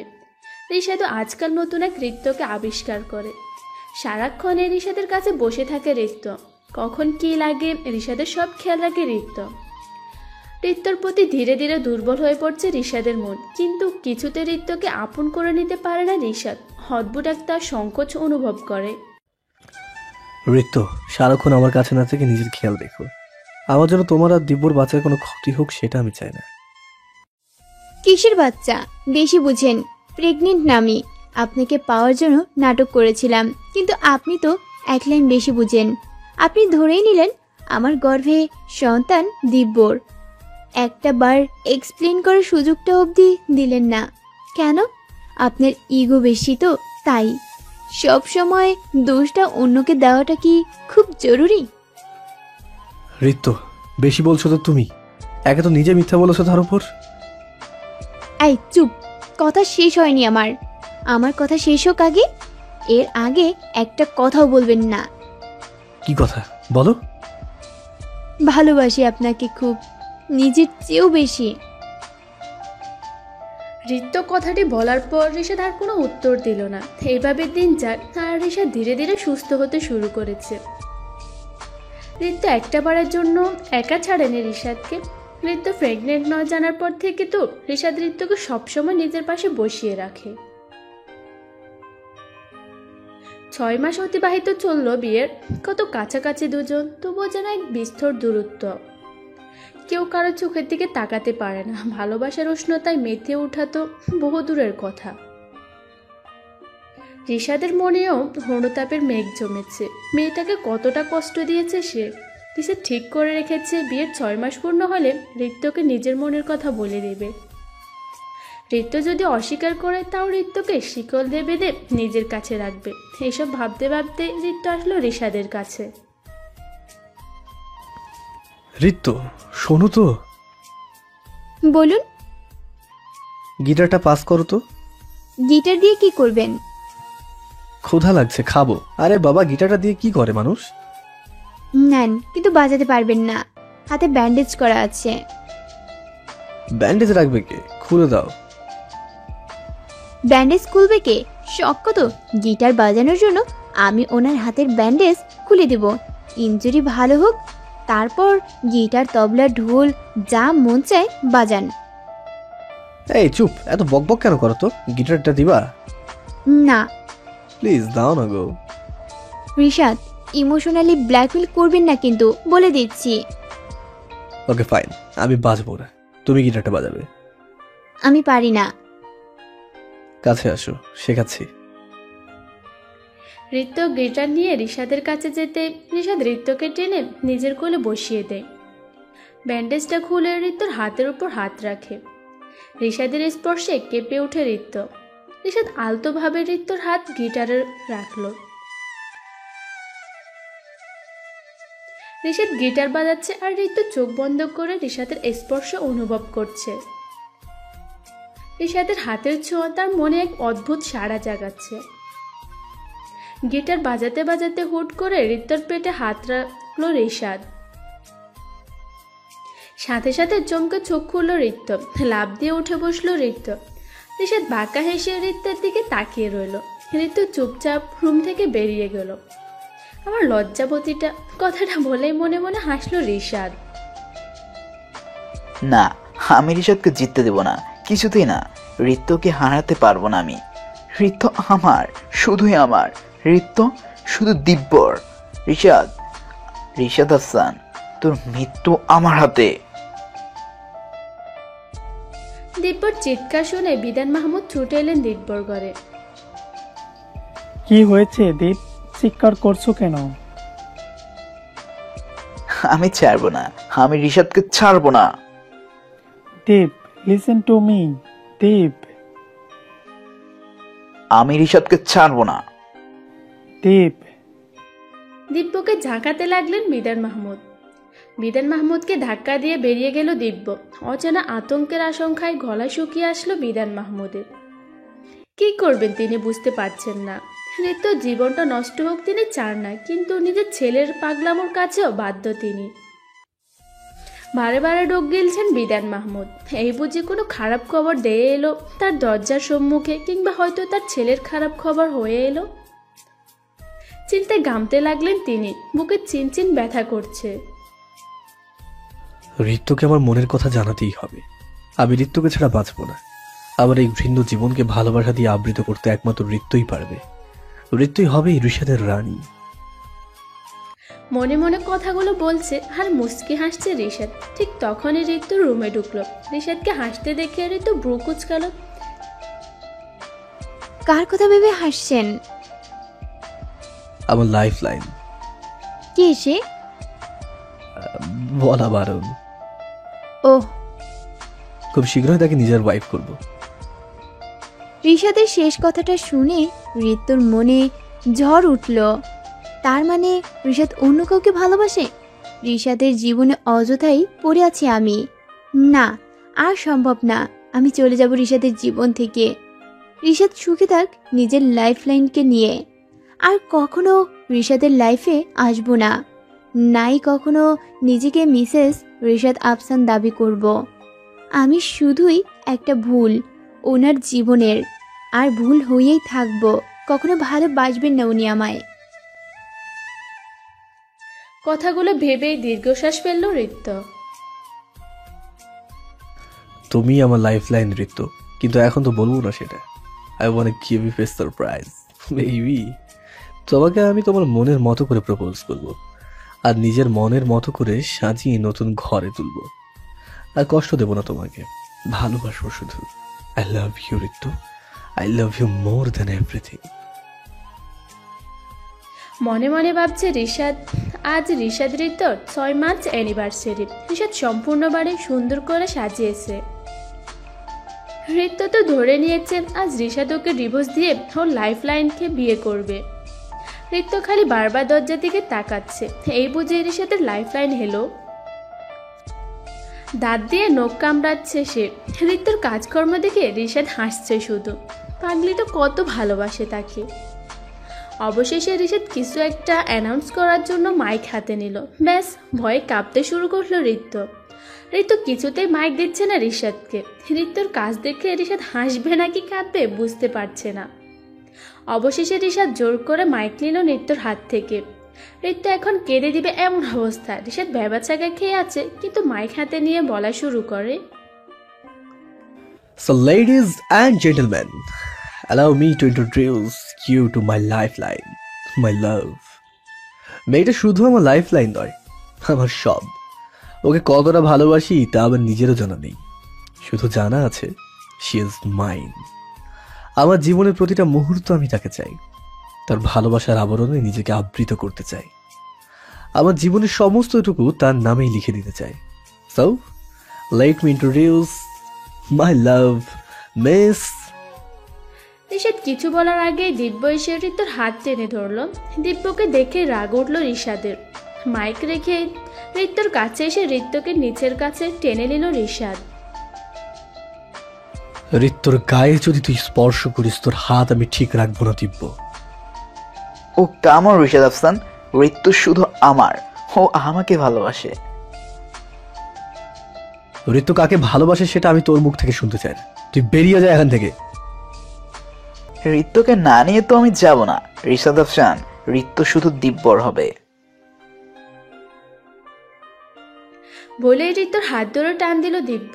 সাথে সাথে রিশাদ দিব্যর হাত বরাবর আঘাত করলো। ছিটকে দূরে সরে গেল দিব্য। বাঁকা চোখে রাগী দৃষ্টিতে তাকালো রিশাদের দিকে।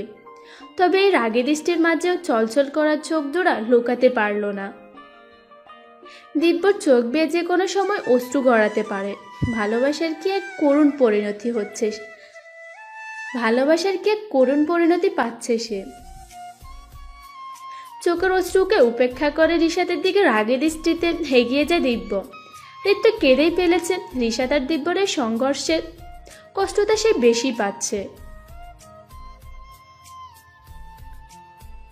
না রিশাদের ভালোবাসা পেয়েছে সে, আর না দিব্যর ভালোবাসা চেয়েছে।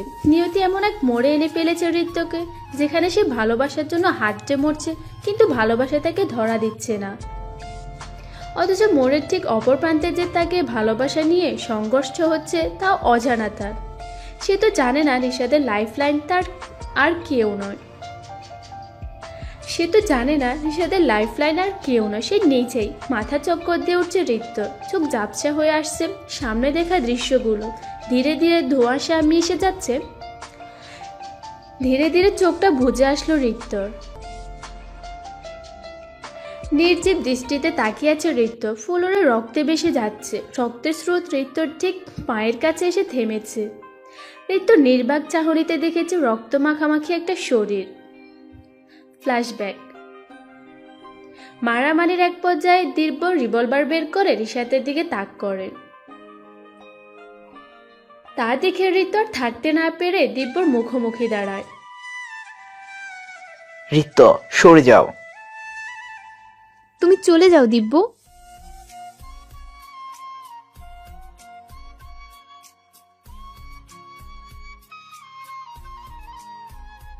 প্লিজ দিব্য, চলে যাও তুমি।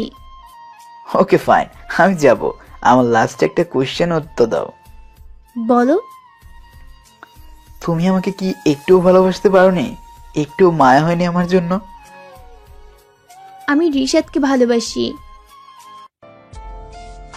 মাথা নিচু করে কথাটা বলতে গুলির তীব্র শব্দ পেল।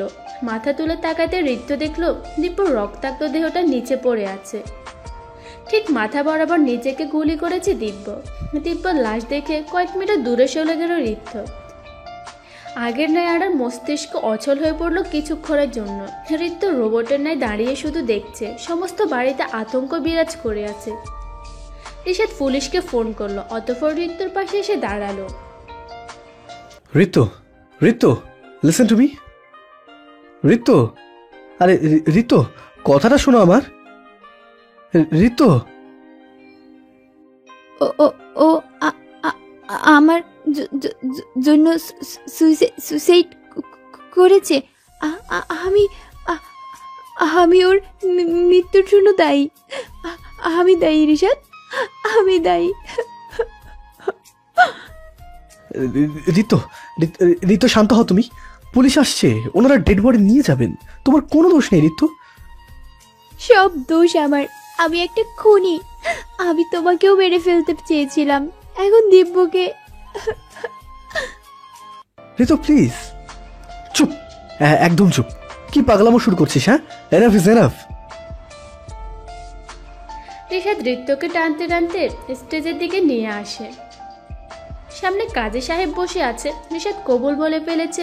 ঋত্য রোবটের মতো বসে আছে, ক অব্দি বের হচ্ছে না তার মুখ থেকে। রিশাদের এখন মন চাচ্ছে মেয়েটাকে টেনে দুটো থাপ্পড় লাগাতে। ঋতু কবুল বলো। ঋতু কবুল। ঋত্য কবুল বলতে রিশাদ সবাইকে বিদায় জানিয়ে ঋত্যকে কোলে তুলে নিয়ে ঘরে ঢুকলো। অন্ধকার ঘরে ডিম লাইটের মৃদু আভা। বিছানায় চিন্তিত ভাঁজ পড়া কপালে বসে আছে ঋত্য।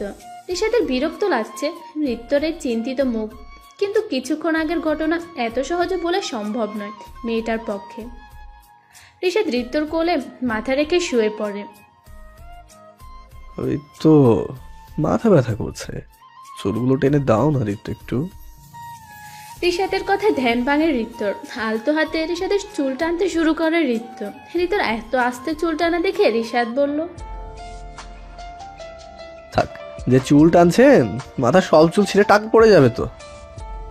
রিশাদের কথা শুনে রেগে গেল ঋত্য। বেশ জোরে সোরে রিশাদের চুল ধরে টান দেয় ঋত্য। আও বলে চিৎকার দিয়ে ওঠে। ঋত্য মুখ টিপে হাসছে। রিশাদ ঋত্যর হাত ধরে টান দিল। রিশাদের বুকে এসে পড়ল ঋত্য। রিশাদ ঋত্যর সামনে পড়ে থাকা চুলগুলো কানের কাছে গুছে দিল। অতঃপর ঋত্যর কপালে একটা চুমু খেল। ঋত্য লজ্জা পেয়ে মাথা নিচু করলো। এটা দেখে রিশাদ হেসে ঋত্য থুতনি আলতো করে তুলে বলল, উইলে আমার লজ্জাবতীটা লে। রিশাদের কথা শুনে ঋত্য লজ্জা পেয়ে রিশাদের বুকে মুখ লুকালো। রিশাদ আলতো হাতে ঋত্যর মাথায় হাত বুলাতে লাগলো। এক নতুন শুরুর আভাস ছেয়ে গেছে ওদের জীবনটায়। ঋত্যর শরীর থেকে এক ভালোবাসাময় গ্রাণ পাচ্ছে রিশাদ, যা তার মনের অন্তঃপুরে প্রশান্তির ধোলা দিচ্ছে। ক্রমাগত কাছাকাছি আসতে থাকে দুজনের নিঃশ্বাস। নিস্তব্ধ রাতে অস্পষ্টভাবে শোনা যাচ্ছে একে অপরের দীর্ঘশ্বাস। পূর্ণতার প্রাপ্তিতে মতো এক জোড়া জীবন, এক জোড়া অস্তিত্ব। রিশাদের উন্মুক্ত বুকে মাথা রেখে প্রশান্তির নিদ্রায় ঋত্য, আর রিশাদের আখিত ব্যস্ত ঋত্যকে পর্যবেক্ষণে। রিশাদ উঠুন। আর একটু পরে। আমি বাবার সাথে দেখা করতে যাব। ঋত্যর কথা শুনে লাফ দিয়ে উঠল রিশাদ। এলোমেলো চুলে হাত বুলাতে বুলাতে বলল, রেডি হয়ে নাও, 9টায় বেরোবো। রিশাদের কথায় ঋত্যর ঠোঁটে হাসি ফুটে ওঠে। ঋত্য তড়িঘড়ি করে রেডি হতে চায়। চিন্তিতভাবে বিছানায় বসে আছে রিশাদ। সে বুঝতে পারছে না তাতে গাড়ি ড্রাইভ করছে রিশাদ। ঋত্যর চোখ জুড়ে এক আলাদা তৃপ্তি, বাবার সাথে দেখা করার এক তীব্র উত্তেজনা। অথচ রিশাদ একেবারে ভাবশূন্য। একরকম চিন্তায় আছে সে। হুট করে মেয়ের বিয়ে মেনে নেওয়া কোনো ভাবার পক্ষে সম্ভব না। হসপিটালের সামনে এসে গাড়ি থামালো রিশাদ। গাড়ি থামাতে ঋত্য ধরে ভিতরে ঢুকলো। রিশাদ গাড়ি পার করছে। বাবা। ডক্টর ঋত্য। না বাবা। মা এসেছিস তুই? ওই তো বাবা আসছে। দরজার দিকে তাকাতেই বড়সড় একটা ঝটকা খেলেন রাহাত আহমেদ। এই যে রিশাদ। মুখের হাসি মিলিয়ে গেল তার। রিশাদ এসে মাথা নিচু করে দাঁড়ালো রাহাত আহমেদের সামনে। করে বাবাকে ভুলেই গেলি। আয় আঙ্কেল। আয় বস। জামাই কোথায়? রিশাদ এখানে কি করছে? আমি তোমাকে প্রশ্ন করিনি বাবা। তোমাকে প্রশ্ন করিনি বাবা, রিশাদই আমার বর। আমি ভালোবাসি রিশাদকে। আমার মেয়েকে প্রশ্ন করেছে যে রিশাদ এখানে কি করছে। বলবি তুই? বাবা, আমি রিশাদকে ভালোবাসি। ওকে ছাড়া আমি বাঁচতে পারবো না।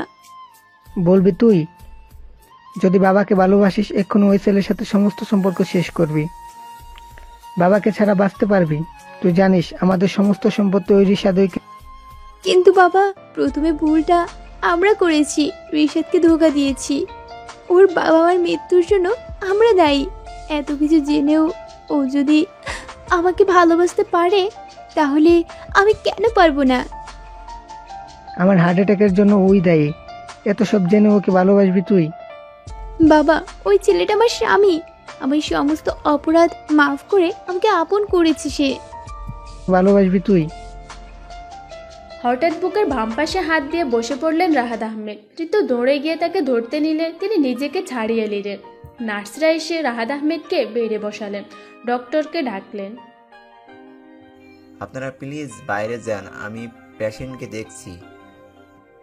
ওকে ডক্টর। রিশাদ আর ঋত্য বাইরে এসে দাঁড়ালো। ঋত্য কেঁদে ভাসিয়ে ফেলছে।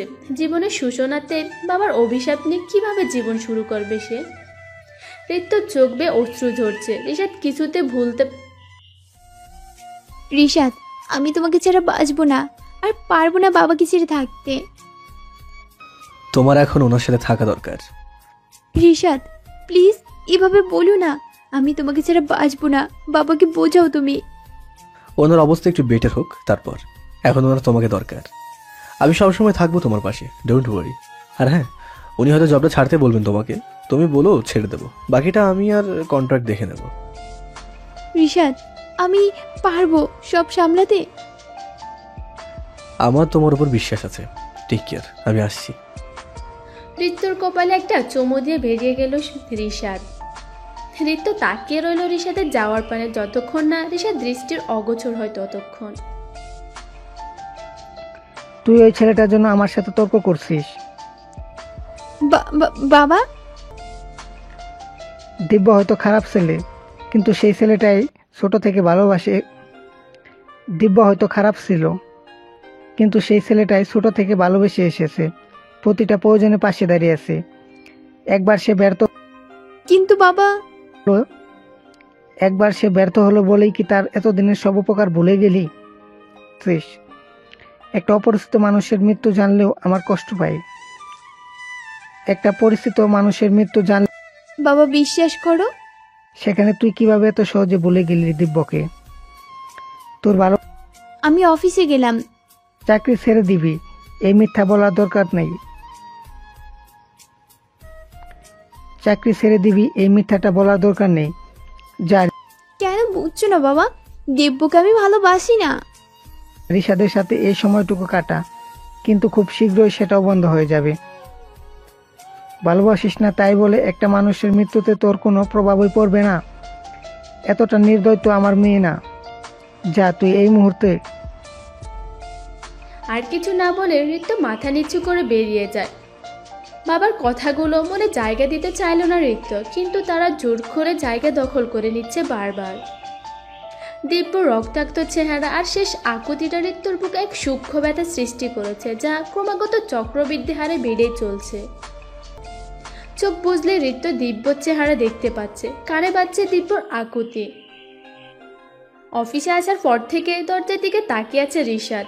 ঋত্যর অনুপস্থিতি তার কাছে ততটা কষ্টকর যতটা শরীরের একটা অংশ শরীর থেকে আলাদা হওয়ার। রিশাদ দরজার দিকে তাকিয়ে আছে। অবশেষে ঋত্য ঢুকলো। ঋত্যকে দেখে উঠে আসলো রিশাদ। রিশাদকে দেখেও যেন দেখলো না ঋত্য। সম্পূর্ণ উপেক্ষা করে নিজের ডেস্কে বসলো। ঋত্যর এমন আচরণে ভিমডি খাওয়ার উপক্রম রিশাদ। এক মেয়েটা এইভাবে তোকে অবহেলা করে যেতে পারলো কিভাবে? চিন্তায় কপাল বেয়ে ঘাম ঝরছে রিশাদের। রিশাদ ঋত্যকে নিজের কেবিনে রাখলো। অনিচ্ছা সত্ত্বেও গেল ঋত্য।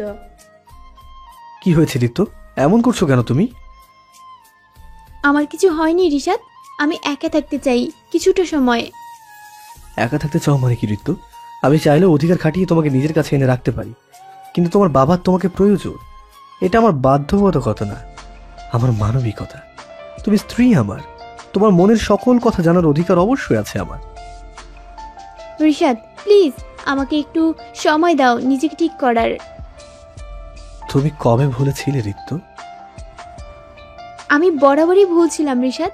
দিব্যকে ভালোবাসা আমার ভুল ছিল। ওকে ভুলে তোমাকে বিয়ে করাটা আমার ভুল ছিল, দিব্যকে মৃত্যুর দিকে ঠেলে দেওয়া আমার ভুল ছিল, আর সব ভুলে তোমার প্রেমে মত্ত হওয়াটা আমার ভুল ছিল। ন্যূনতম মানবিকতা নেই আমার মাঝে। এইসব কেন বলছো ঋতু? কি হয়েছে তোমার? ঋত্য আর কিছু না বলে রেজিগনেশন লেটার রিশাদের হাতে ধরিয়ে দেয় Ritya. Ritu, you give gone your mind. তুমি এমনটা করতে পারো না। আমি ভালোবাসি তোমায়। এতটা ঠুনকো কি করে হতে পারে তোমার ভালোবাসা? হ্যাঁ, আমার ভালোবাসার ঠুনকো। আমি কাউকে ভালোবাসার যোগ্যই না, আমি শুধু ঘৃণার যোগ্য। কারো ভালোবাসা পাওয়ার যোগ্যতা আমার নেই। আমাকে ভালোবাসে থাকলে প্লিজ সাইন করে দিও লেটারটাতে। ও, ভালো কথাই শুনবে না তাই তো? Okay fine. মিসেস ঋতু রিশাদ আফসান, আপনার 1 year কন্ট্রাক্ট শেষ হওয়ার আগেই আপনি অফিস থেকে রিজাইন করতে পারবেন না। Rishad. Call me sir. Sir please try to understand. অবশ্যই আমি বুঝবো। আপনি কন্ট্রাক্ট অনুযায়ী যদি 10 লাখ টাকা একদিনে পে করতে পারেন, উই উইল বি ফ্রি। জোর করে অফিসে আটকে রাখতে পারবেন, কিন্তু ভালোবাসা কখনোই পারবেন না। এটা অফিস মিসেস ঋতু। আপনি ভুলে যাচ্ছেন আপনার আর আমার মধ্যে শুধু বস আর এমপ্লয়ের সম্পর্ক। Okay sir. ঋতু মাথা নিচু করে নিজের ডেস্কে এসে বসলো। রিশাদের থেকে নিজেকে দূরে রাখতে চেয়েছিল ঋতু, যাতে রিশাদকে ভুলতে পারে, কিন্তু সেটা বোধহয় আর হবে না। ঋতু বুঝতে পারছে না কি হচ্ছে তার সাথে। দিব্যকে কি সে আধো ভালোবাসেছিল, আর রিশাদকে কি সে আধো ভালোবাসে? মনের সাথে এক প্রকার দ্বন্দ্ব করছে ঋতু। তবে এই দ্বন্দ্বে জয় যারও হোক, পরাজয় তার, একান্তই তার। মিসেস ঋতু, রিশাদ স্যার ডাকছে আপনাকে। কেন আসিফ ভাই? যান শুনে আসুন। এক প্রকার বিরক্তি নিয়ে আবার রিশাদের কেবিনে ঢুকে ঋতু। ঢুকতে যা দেখে তার জন্য কিছুতে প্রস্তুত ছিল না সে। রিশাদ ড্রিঙ্ক করছে, একদম মাতাল অবস্থা। ঋতু চলে যেতে নিচ্ছিল, কিন্তু রিশাদ ঋতুকে টেনে নিজের কোলে বসালো। রিশাদের কোল থেকে ওঠার জন্য চটপট করতে লাগলো ঋতু, কিন্তু রিশাদের সাথে পেরে উঠল না। রিশাদ পাগলামো করছে, কখনো ঋতুর গালে চুমুকাচ্ছে, কখনো বা ঋতুর চুলে। ঋতু পড়েছে অনেক ঝামেলায়। রিশাদের কাছে সেও থাকতে চায়, কিন্তু বাবার কথা মনে হতে হাত শক্ত আসে ঋতুর। জোরে সোরে রিশাদকে ধাক্কা দিয়ে উঠে বসে সে। ঋতু কেবিন থেকে বেরোতে যাবে, তার আগে রিশাদ ঋতুকে দেয়ালের সাথে চেপে ধরে। ঋতুকে নিজে 2 বাহুর মাঝে বন্দি করে নেয়। রিশাদের মুখ থেকে অ্যালকোহলের বিশ্রী গন্ধে গা গুলিয়ে আসছে ঋতুর। রিশাদ নেশা ভরা দৃষ্টিতে দেখছে ঋতুকে। ঋতুর গলার তিলটায় রিশাদের তীক্ষ্ণ দৃষ্টি। ঋতু রেগে রিশাদকে ধাক্কাতে লাগলো। তাল সামলাতে না পেরে রিশাদ ফ্লোরে পড়ে যেতে ধরলো। বাঁচার জন্য ঋতুকে টাইনে ধরলো রিশাদ। ব্যাস, রিশাদ পড়লো ফ্লোরে, আর ঋতু রিশাদের বুকে। রিশাদের হৃদস্পন্দন কানে আসতে ঋতুর গলা শুকিয়ে আসলো। মনের ভিতরটা শূন্য লাগতে শুরু করলো। চোখ বন্ধ করে রিশাদের হৃদস্পন্দন অনুভব করতে লাগলো সে, কিন্তু চোখ জোড়া বন্ধ করতে বেশি উঠলো তীব্র রক্তাক্ত লাশ আর বাবার কথাগুলো। রিশাদকে ধাক্কা দিয়ে ফেলে উঠে দাঁড়ালো ঋতু। দৌড়ে রিশাদের কেবিন থেকে বেরিয়ে এলো ঋতু। ঋতুর কান্না পাচ্ছে না, সে পারছে রিশাদকে ভালোবাসতে, আর না পারছে ভুলতে। এক গোলক দাদায় আবদ্ধ হয়ে পড়ে আছে সে। এটা তো ঠিক করছিস না রাহাত। রিত ভালোবাসে রিশাদকে। আমি আমার ছেলেকে হারিয়েছি, তার মানে এই না যে এর জন্য ওরা দায়ী। দোষটা ছিল দিবের। তা তুই এই মুহূর্তে তোকে আমি নিজের সামনে সহ্য করতে পারছি না। আমার সিদ্ধান্ত শেষ যেতে ঘেঁষতে দিব না। আমি কিছুতেই রিশাদকে ঋতুর দ্বারে কাছে ঘেঁষতে দিব না। দেখ রাহাত, ভালোবাসা কখনো আলাদা করা যায় না। ওরা হয়তো দূরে আছে, কিন্তু ওদের ভালোবাসা বিন্দু মাত্রও কমে নাই। কষ্ট পাবে দুজন, কিন্তু বলবে না। দিব না। রিশাদ আমার এত খারাপ অবস্থা করেছে, তাও তুই বলছিস ওকে মাফ করতে। ঋতুকে আমি রিশাদের থেকে আলাদা করবই। ঋত্য কখনো রিশাদের হতে পারে না। ঋত্য আমার মেয়ে। আমার শত্রুতার এই মন গড়া খেলায় একটা জীবন নষ্ট হয়েছে, তুই আরেকজোড়া জীবন নষ্ট করতে চাচ্ছিস? কিপ্টে, আমার শত্রুর সাথে ওকে আমি মেনে নিতে পারবো না।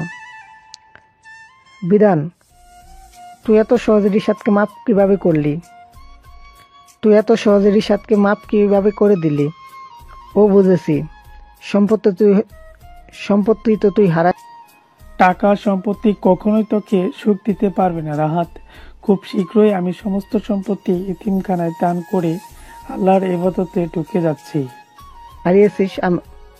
হারিয়েছি আমি, তাই আমার কষ্ট তুই বুঝবি না। তুই বেশি বলছিস বিধান। রাহাত আহমেদের সাথে আর কথা না বাড়িয়ে ফোন কেটে দিলেন মিদান মাহমুদ। অতঃপর দেয়ালে ঝুলে থাকা দিব্যর ছবির দিকে তাকে দীর্ঘশ্বাস ফেললেন। 1 মাস পেরিয়ে গেছে। এই 1 মাসে রিশাদ 1 সেকেন্ডের জন্য ঋত্যকে একা থাকতে দেয়নি। সব সময় ঋত্যের কাছে আসার চেষ্টা করেছে, ঋত্যকে ভালোবাসার চেষ্টা করেছে। ঋত্য আজকাল অনুভব করে রিশাদের ভালোবাসা, তবে দিব্য নামক সংশয়টা যে তার মন থেকে কিছুতেই যাচ্ছে না। রিশাদের ডাক পড়তে মুচকি হাসল ঋত্য। রিশাদের কাজই হলো কেবিনে ঢুকে ঋত্যকে ডাকা। ঋত্য কেবিনে ঢুকতে চমকে উঠল। রিশাদ তার প্রিয় বিরিয়ানি প্লেটে সাজিয়ে বসে আছে। তার মানে রিশাদ এখনও তার ছোটবেলার পছন্দগুলো মনে রেখেছে।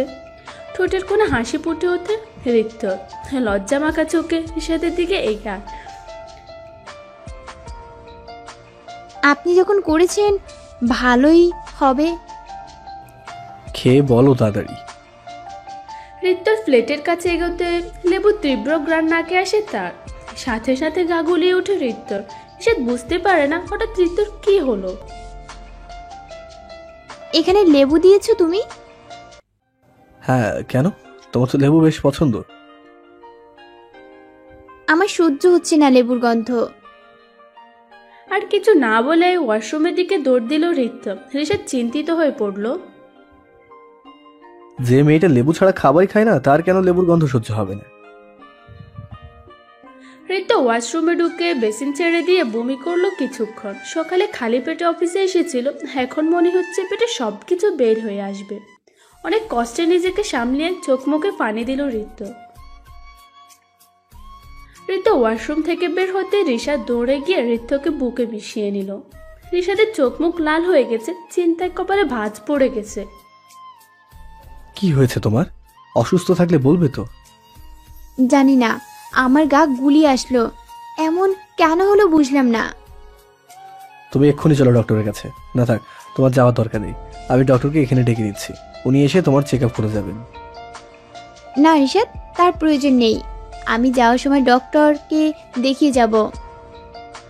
You need rest. চলো তোমাকে ডক্টর দেখিয়ে বাসে পৌঁছে দিয়ে আসি।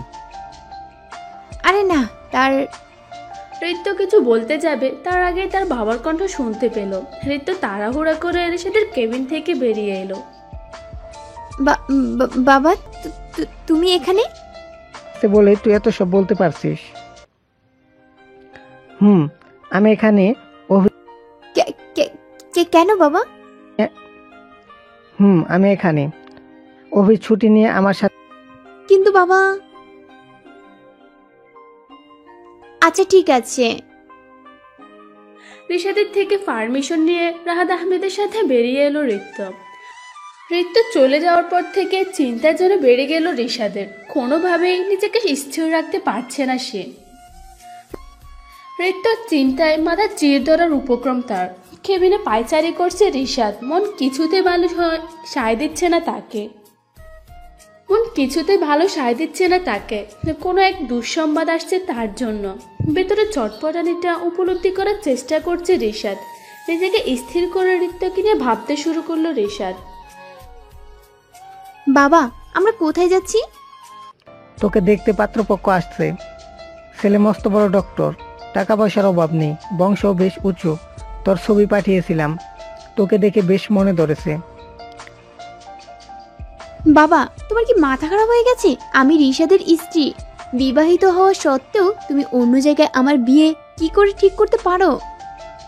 বেশি কথা বলবি না, তোদের বিয়ে আমি মানি না। রিশাদকে ডিভোর্স দিবি তুই, আর আমার পছন্দ করা ছেলের সাথেই বিয়ে করবি। না বাবা, এটা আমার দ্বারা সম্ভব না। তুই আমার কথার উপর কথা বলছিস?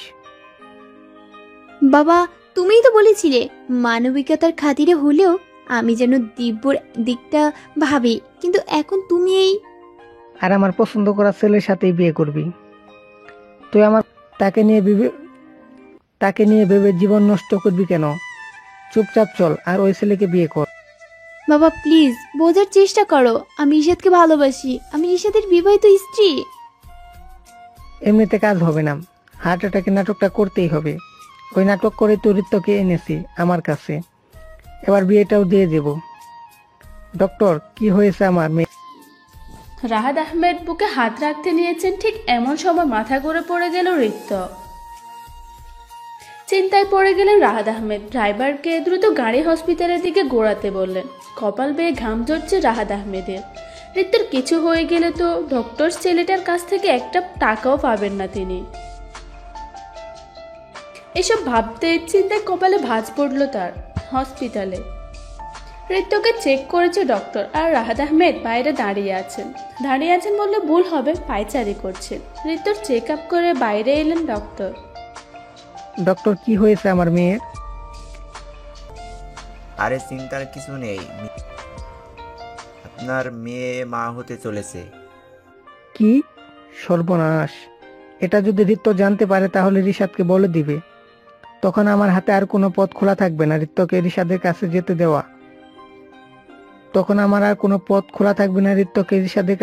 দেওয়া। ছাড়া কিছু একটা করতেই হবে। এই সন্তানকে পৃথিবীতে আসতে দেওয়া যাবে না। কি হলো, আপনাকে এত চিন্তিত দেখাচ্ছে কেন? কি বলছেন আপনি ডক্টর? আমার মেয়ে তো বিয়েই হয়নি। একটা ছেলে বিয়ের প্রস্তাব দেখে ওসব করেছে। আপনি প্লিজ সন্তানটা নষ্ট করে দিন। আমার মেয়ে ওই নোংরা ছেলের অংশ নিজের গর্ভে জানলে আত্মহত্যা করবে। সরি মিস্টার আহমেদ, আপনাদের হসপিটালে অপারেশন করানো হয় না। আর তাছাড়া আপনারা ছেলেটাকে ডাকুন, আমি ওনার সাথে কথা বলবো। না ডক্টর, তার প্রয়োজন নেই। আমি জানি ছেলেটা কখনোই রাজি হবে না। ও একটা নোংরা ছেলে। আপনারা যা ভালো বোঝেন, তবে রিক্তর ইন্টারনাল অপারেশন করালে হয়তো সে বাঁচবে, সে বাঁচবে না, কিংবা কখনোই মা হতে পারবে না। অফকোর্স ওনার জ্ঞান ফিরলে আপনি কথা বলতে পারেন। দেখবেন এমন কোনো কথা বলবেন না যেন তিনি হঠাৎ উত্তেজিত হয়ে পড়ে, এতে পরবর্তীতে সমস্যা হতে পারে। কিছুক্ষণ পর রিতুর জ্ঞান ফিরে। রাহাত আহমেদ রিতুর পাশে বসলেন। বাবা, কি হয়েছে আমার? কিছু না মা, এমনিতে মাথা ঘুরে পড়ে গেছিস। চিন্তা করিস না, তোর ইচ্ছার বিরুদ্ধে আমি তোর বিয়ে দিব না। থ্যাঙ্কস বাবা, চলো বাসায় যাই। হ্যাঁ মা, আমি ডক্টরের সাথে কথা বলে আসছি। রাহাত আহমেদ ডক্টরের পরামর্শ নিয়ে রিতুকে বাসায় নিয়ে আসলো। রাহাত আহমেদ বেশ চিন্তিত। তিনি কিছুতে বুঝতে পারছেন না রিতুকে না জানিয়ে কিভাবে রিতুর অ্যাবর্শন করাবে। মাথায় বেশ কিছু চক করছেন তিনি। অবশেষে একটা প্ল্যান মাথায় স্থির করলেন তিনি। পরিকল্পনার কথা ভেবে বাঁকা হাসি ঝুলালেন ঠোঁটে। সময় কাটছে, রিতুর অবস্থা ধীরে ধীরে খারাপ হয়ে যাচ্ছে। স্বাভাবিক অসুস্থতা ভেবে আর ডক্টরের কাছে যায়নি রিতু। রিশাদের সাথেও সময় বেশ ভালোই কাটছে রিতু। হ্যাঁ মা, আমি ডক্টরের সাথে কথা বলে আসছি। আরে না, আপনি শুধু টাকাটা ঠিকঠাক আনবেন, বাচ্চাও নষ্ট হয়ে যাবে, কেউ টেরও পাবে না। সব ঠিক মতো না হলে এক পয়সাও পাবে না। আরে আপনি এত চিন্তা কেন করছেন? আপনি শুধু টাকা রেডি রাখুন।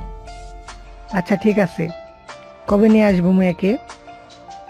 আপনার আনতে হবে না, শুধু এই ওষুধ ওর খাবারে মিশিয়ে দিবেন, তারপর আমাদের কল করবেন, আমরা গিয়ে অ্যাম্বুলেন্সে করে নিয়ে আসব, কেউ সন্দেহও করবে না। আচ্ছা বুঝলাম, কাজটা কালকেই করতে হবে, কাজ শেষ হলে টাকা পাবে। কথা শেষ করে ফোনটা পকেটে রেখে শয়তানি হাসি দিলেন রাহাত আহমেদ।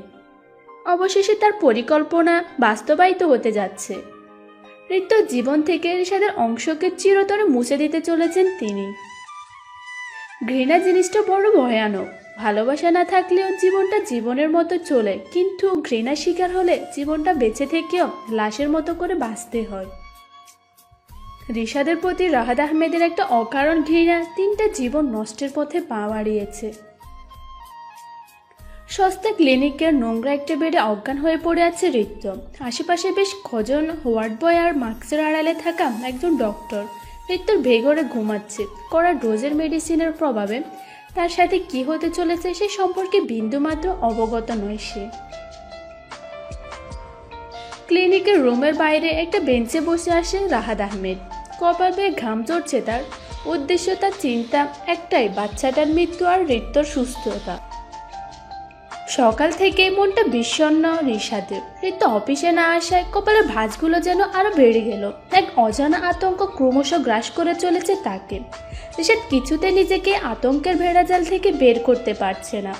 নিজেকে স্থির করে অফিস থেকে বের হলো রিশাদ। ঋত্যর বাড়িতে এসে দাঁড়ালো রিশাদের গাড়ি থেকে নেমে রিশাদ, হ্যালো দীপ, একটা হেল্প কর না। একটা নাম্বার সেন্ড করছি, নাম্বার ট্র্যাক করে লোকেশন জানা না ইমিডিয়েটলি। আরে ভাই রিল্যাক্স, কি হয়েছে বলবি তো? এতদিন পর ফোন করলি, তাও এত টেনশনে? ভাই আমি সব বলবো তোকে, বাট এখন আমি যেটা বলছি সেটা কর। আচ্ছা তুই নাম্বার সেন্ড কর। রিশাদ দীপকে ঋত্যর নাম্বার সেন্ড করলো। কিছুক্ষণের মধ্যেই দীপ ঋত্যর লোকেশন ট্র্যাক করে রিশাদকে জানিয়ে দিল। অপারেশন থিয়েটারের লাল বাতির আড়ালে চলছে এক অনাগত জীবন নষ্টের প্রচেষ্টা। অজ্ঞান নামে ঋত্যর গর্ভের সন্তান নষ্টের প্রচেষ্টা চলছে। বাইরে রাহাত আহমেদ চিন্তিত হয়ে দাঁড়িয়ে আছে। ঋত্য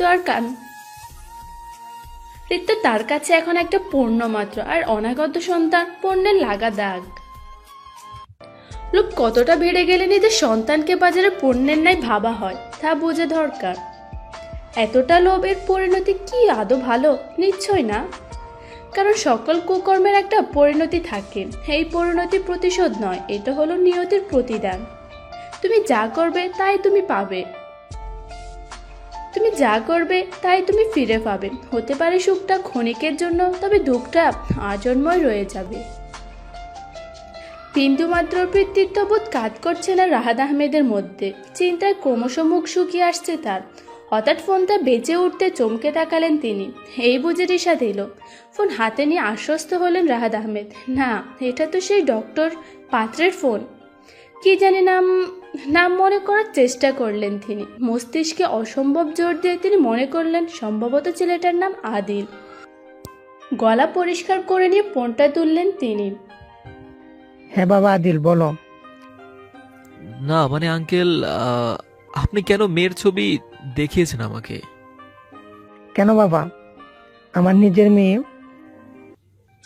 ওর কি চরিত্রে কোনো দোষ? এসব কি বলছো তুমি? আমার মেয়ে একেবারে পবিত্র, আর তুমি কি না তার চরিত্র দোষ নিয়ে কথা বলছো? আমি চোখ বন্ধ করে কিছু বলছি না। আমার কাছে প্রমাণ আছে। আমার ক্লিনিকের ওয়ার্ড বয়রা একটা অ্যাবর্শন কেস এনেছে আমার কাছে। মেয়েটা অজ্ঞান, আপনারই মেয়ে। তুমি সেই ডক্টর যে অ্যাবর্শন করাচ্ছে? আপনি কোথায়? ও ওটির বাইরে। থামুন, আমি আসছি। ফোন রেখে মাস্ক আর গ্লাভস খুলে ওটির বাইরে আসতে মুখোমুখি হয় আদিল আর রাহাত আহমেদ। নোংরা চরিত্র আপনার মেয়ের। কার না কার সাথে কি করে এখন বিয়ের আগে অ্যাবর্শন করাচ্ছে। বাবা বিশ্বাস করো, একটা ছেলে ওকে ভুলিয়ে বালিয়ে ওর ক্ষতি করেছে। আমার মেয়ের কোনো দোষ নেই। আপনি কি ফাজলামি করছেন আমার সাথে? আপনার মেয়ে কি বাচ্চা যে কিছুই বুঝে না? একটা ছেলে ওকে ভুলিয়ে সব করে গেল, অথচ সে বুঝলই না। সে কি ফিডার খায় নাকি? বেশি বলছো তুমি আদিল। বেশি কিন্তু যুক্তিযুক্ত। বুঝলাম আমার মেয়ে ভালো নয়, কিন্তু তোমার এই ক্লিনিক আর অ্যাবর্শনের ব্যবসা যে অবৈধ, সেটা কি? তোমার এত সাধু সেজে কাজ নেই। আমার কাজ নিয়ে কথা বলার রাইট আপনার নেই। সোজা হিসাব, ঋত্যর অ্যাবর্শন যেহেতু হয়েই গেছে, তুমি ওকে বিয়ে করে নাও, নয়তো কি? তোমার এই অবৈধ কাজের কমপ্লেন পুলিশের কাছে যাবে। ব্ল্যাকমেইল করছেন আমাকে? যা বাবা ভেবে নাও, ঋত্যকে বিয়ে তোমার করতেই হবে। কতটা লোভ আপনার! লোভ না, প্রতিশোধ। সেসব আপনি বুঝবেন না। আপনার কাজ এখন ঋত্যকে বিয়ে করা। ঋত্য, তুই শুধুই রিশাদের। পেছন থেকে আসা শব্দটা শুনে পেছনে তাকালো রাহাত আহমেদ। পিছনে তাকাতে রিশাদকে দেখে হাতে থাকা ফোনটা পড়ে গেল রাহাত আহমেদের। রিশাদের চোখ দিয়ে ঝরা আগুন স্পষ্ট বলে দিচ্ছে রাহাত আহমেদের বলা প্রতিটি কথা শুনেছে সে। হাত শক্ত হয়ে আসে রিশাদের, রাগে কপালের রগ ফুলে উঠেছে। চারিদিকে ক্রমাগত জড়ো হওয়ার সৃষ্টি হচ্ছে। অদ্ভুত ভয়ানক এক জ্বরের পূর্বাভাস পাওয়া যাচ্ছে প্রকৃতিতেও, রিশাদের মাঝেও। আপনার সমস্ত ভুল মাফ করেছিলাম রাহাত আহমেদ, কিন্তু আমার অনাগত সন্তানের জীবন নষ্ট করে যে অপরাধটা আপনি করেছেন তার কোনো ক্ষমা হয় না। ঋত্য কোথায়? ঋষাদ, আমি বলেছি ঋত্য কোথায়? আমার প্রশ্নের উত্তর দিন, এর বাইরে একটাও এক্সট্রা কথাও না। ঋত্য কোথায়? ও ওটিতে। রাহাত আহমেদের কথা শেষ হতে না হতে রিশাদ ওটির দিকে পা বাড়ালো। ওটিতে ঋত্যকে আলতোভাবে ডাকলো রিশাদ। ঘুমের ওষুধের ডোজ তখন প্রায় নিঃশেষ। ঋত্যকে আলতোভাবে ডাকলো রিশাদ। ঘুমের ওষুধের ডোজ তখন প্রায় নিঃশেষ। ধীরে ধীরে চোখ খুলে তাকালো। তাকাতেই রিশাদকে দেখে রিশাদের বুকে ঝাঁপিয়ে পড়লো ঋত্য। রিশাদ, আমি এখানে কেন? কি হয়েছে আমার? কিচ্ছু হয়নি তোমার, তুমি একদম ঠিক আছো। এইসো আমার সাথে, এসো তো। কোথায়? এসো তো। ঋত্য স্ট্রেচার থেকে উঠতে গেলে পা পিছলে যায়। রিশাদ ঋত্যকে কোলে তুলে নিল। আলতো হাতে রিশাদের গলা জড়িয়ে ধরল ঋত্য। ঋত্যকে কোলে নিয়ে বাইরে এসে দাঁড়ালো রিশাদ। রাগ চেপে গম্ভীর কণ্ঠে বলল, মিস্টার রাহাত আহমেদ, ভুলেও ভাববেন না আমার সন্তান হত্যার জন্য আপনি মাপ পাবেন। আইন অনুযায়ী আপনাকে সর্বোচ্চ শাস্তি দেওয়ার ব্যবস্থা করবো আমি। ঋষাদ, মাফ করে দাও আমাকে। না বাবা, তুমি একটাবার আমার কথা ভাবলে না? আমার গর্ভের সন্তানকে কেড়ে নিলে তুমি। কথাটা বলতে বলতে চোখ বেয়ে অশ্রু গড়াতে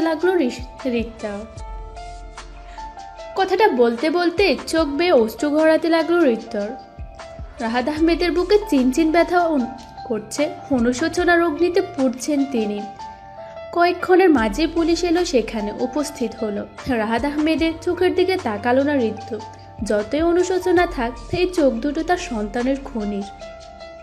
পুলিশ রাহাত আহমেদ এবং আদিলকে ধরে নিয়ে যাবে, ঠিক এমন সময় আদিল বলে ওঠে, আমি ঋত্যর বাচ্চা নষ্ট করিনি, ওর বাচ্চা সুস্থ আছে। কথাটা শোনা মাত্র রিশাদ ঋত্যর চোখ জল করে উঠল। রিশাদ আর কিছু বলল না, কেস উইথড্র করে নিল, কিন্তু রাহাত আহমেদের দিকে তাকালো না অবধি। ঋত্য রিশাদের সাথে এলো। বাবা নামক মানুষটার থেকে বিশ্বাস উঠে গেছে তার। আজ ঋত্যর কোল আলো করে এসেছে তাদের অংশ। ঋত্য রিশাদের প্রথম সন্তান ঋত। ছেলেটা পুরো রিশাদের মতোই হয়েছে। সন্তানকে আদর করতে করতে ঋত্যর চোখ পড়ল দরজার পাশে দাঁড়িয়ে থাকা বাবার দিকে।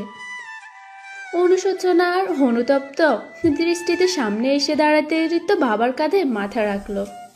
রিশাদ মুচকি হেসে উপলব্ধি করলো দৃশ্যটা। সে তো জানে বাবাকে সন্তান থেকে আলাদা করার কষ্টটা। অবশেষে পূর্ণতা পেল একজোড়া জীবনের ভালোবাসা। ঋতের ছোট ছোট পায়ে পথ চলার মাঝে জুড়ে থাকবে ঋত্য রিশাদের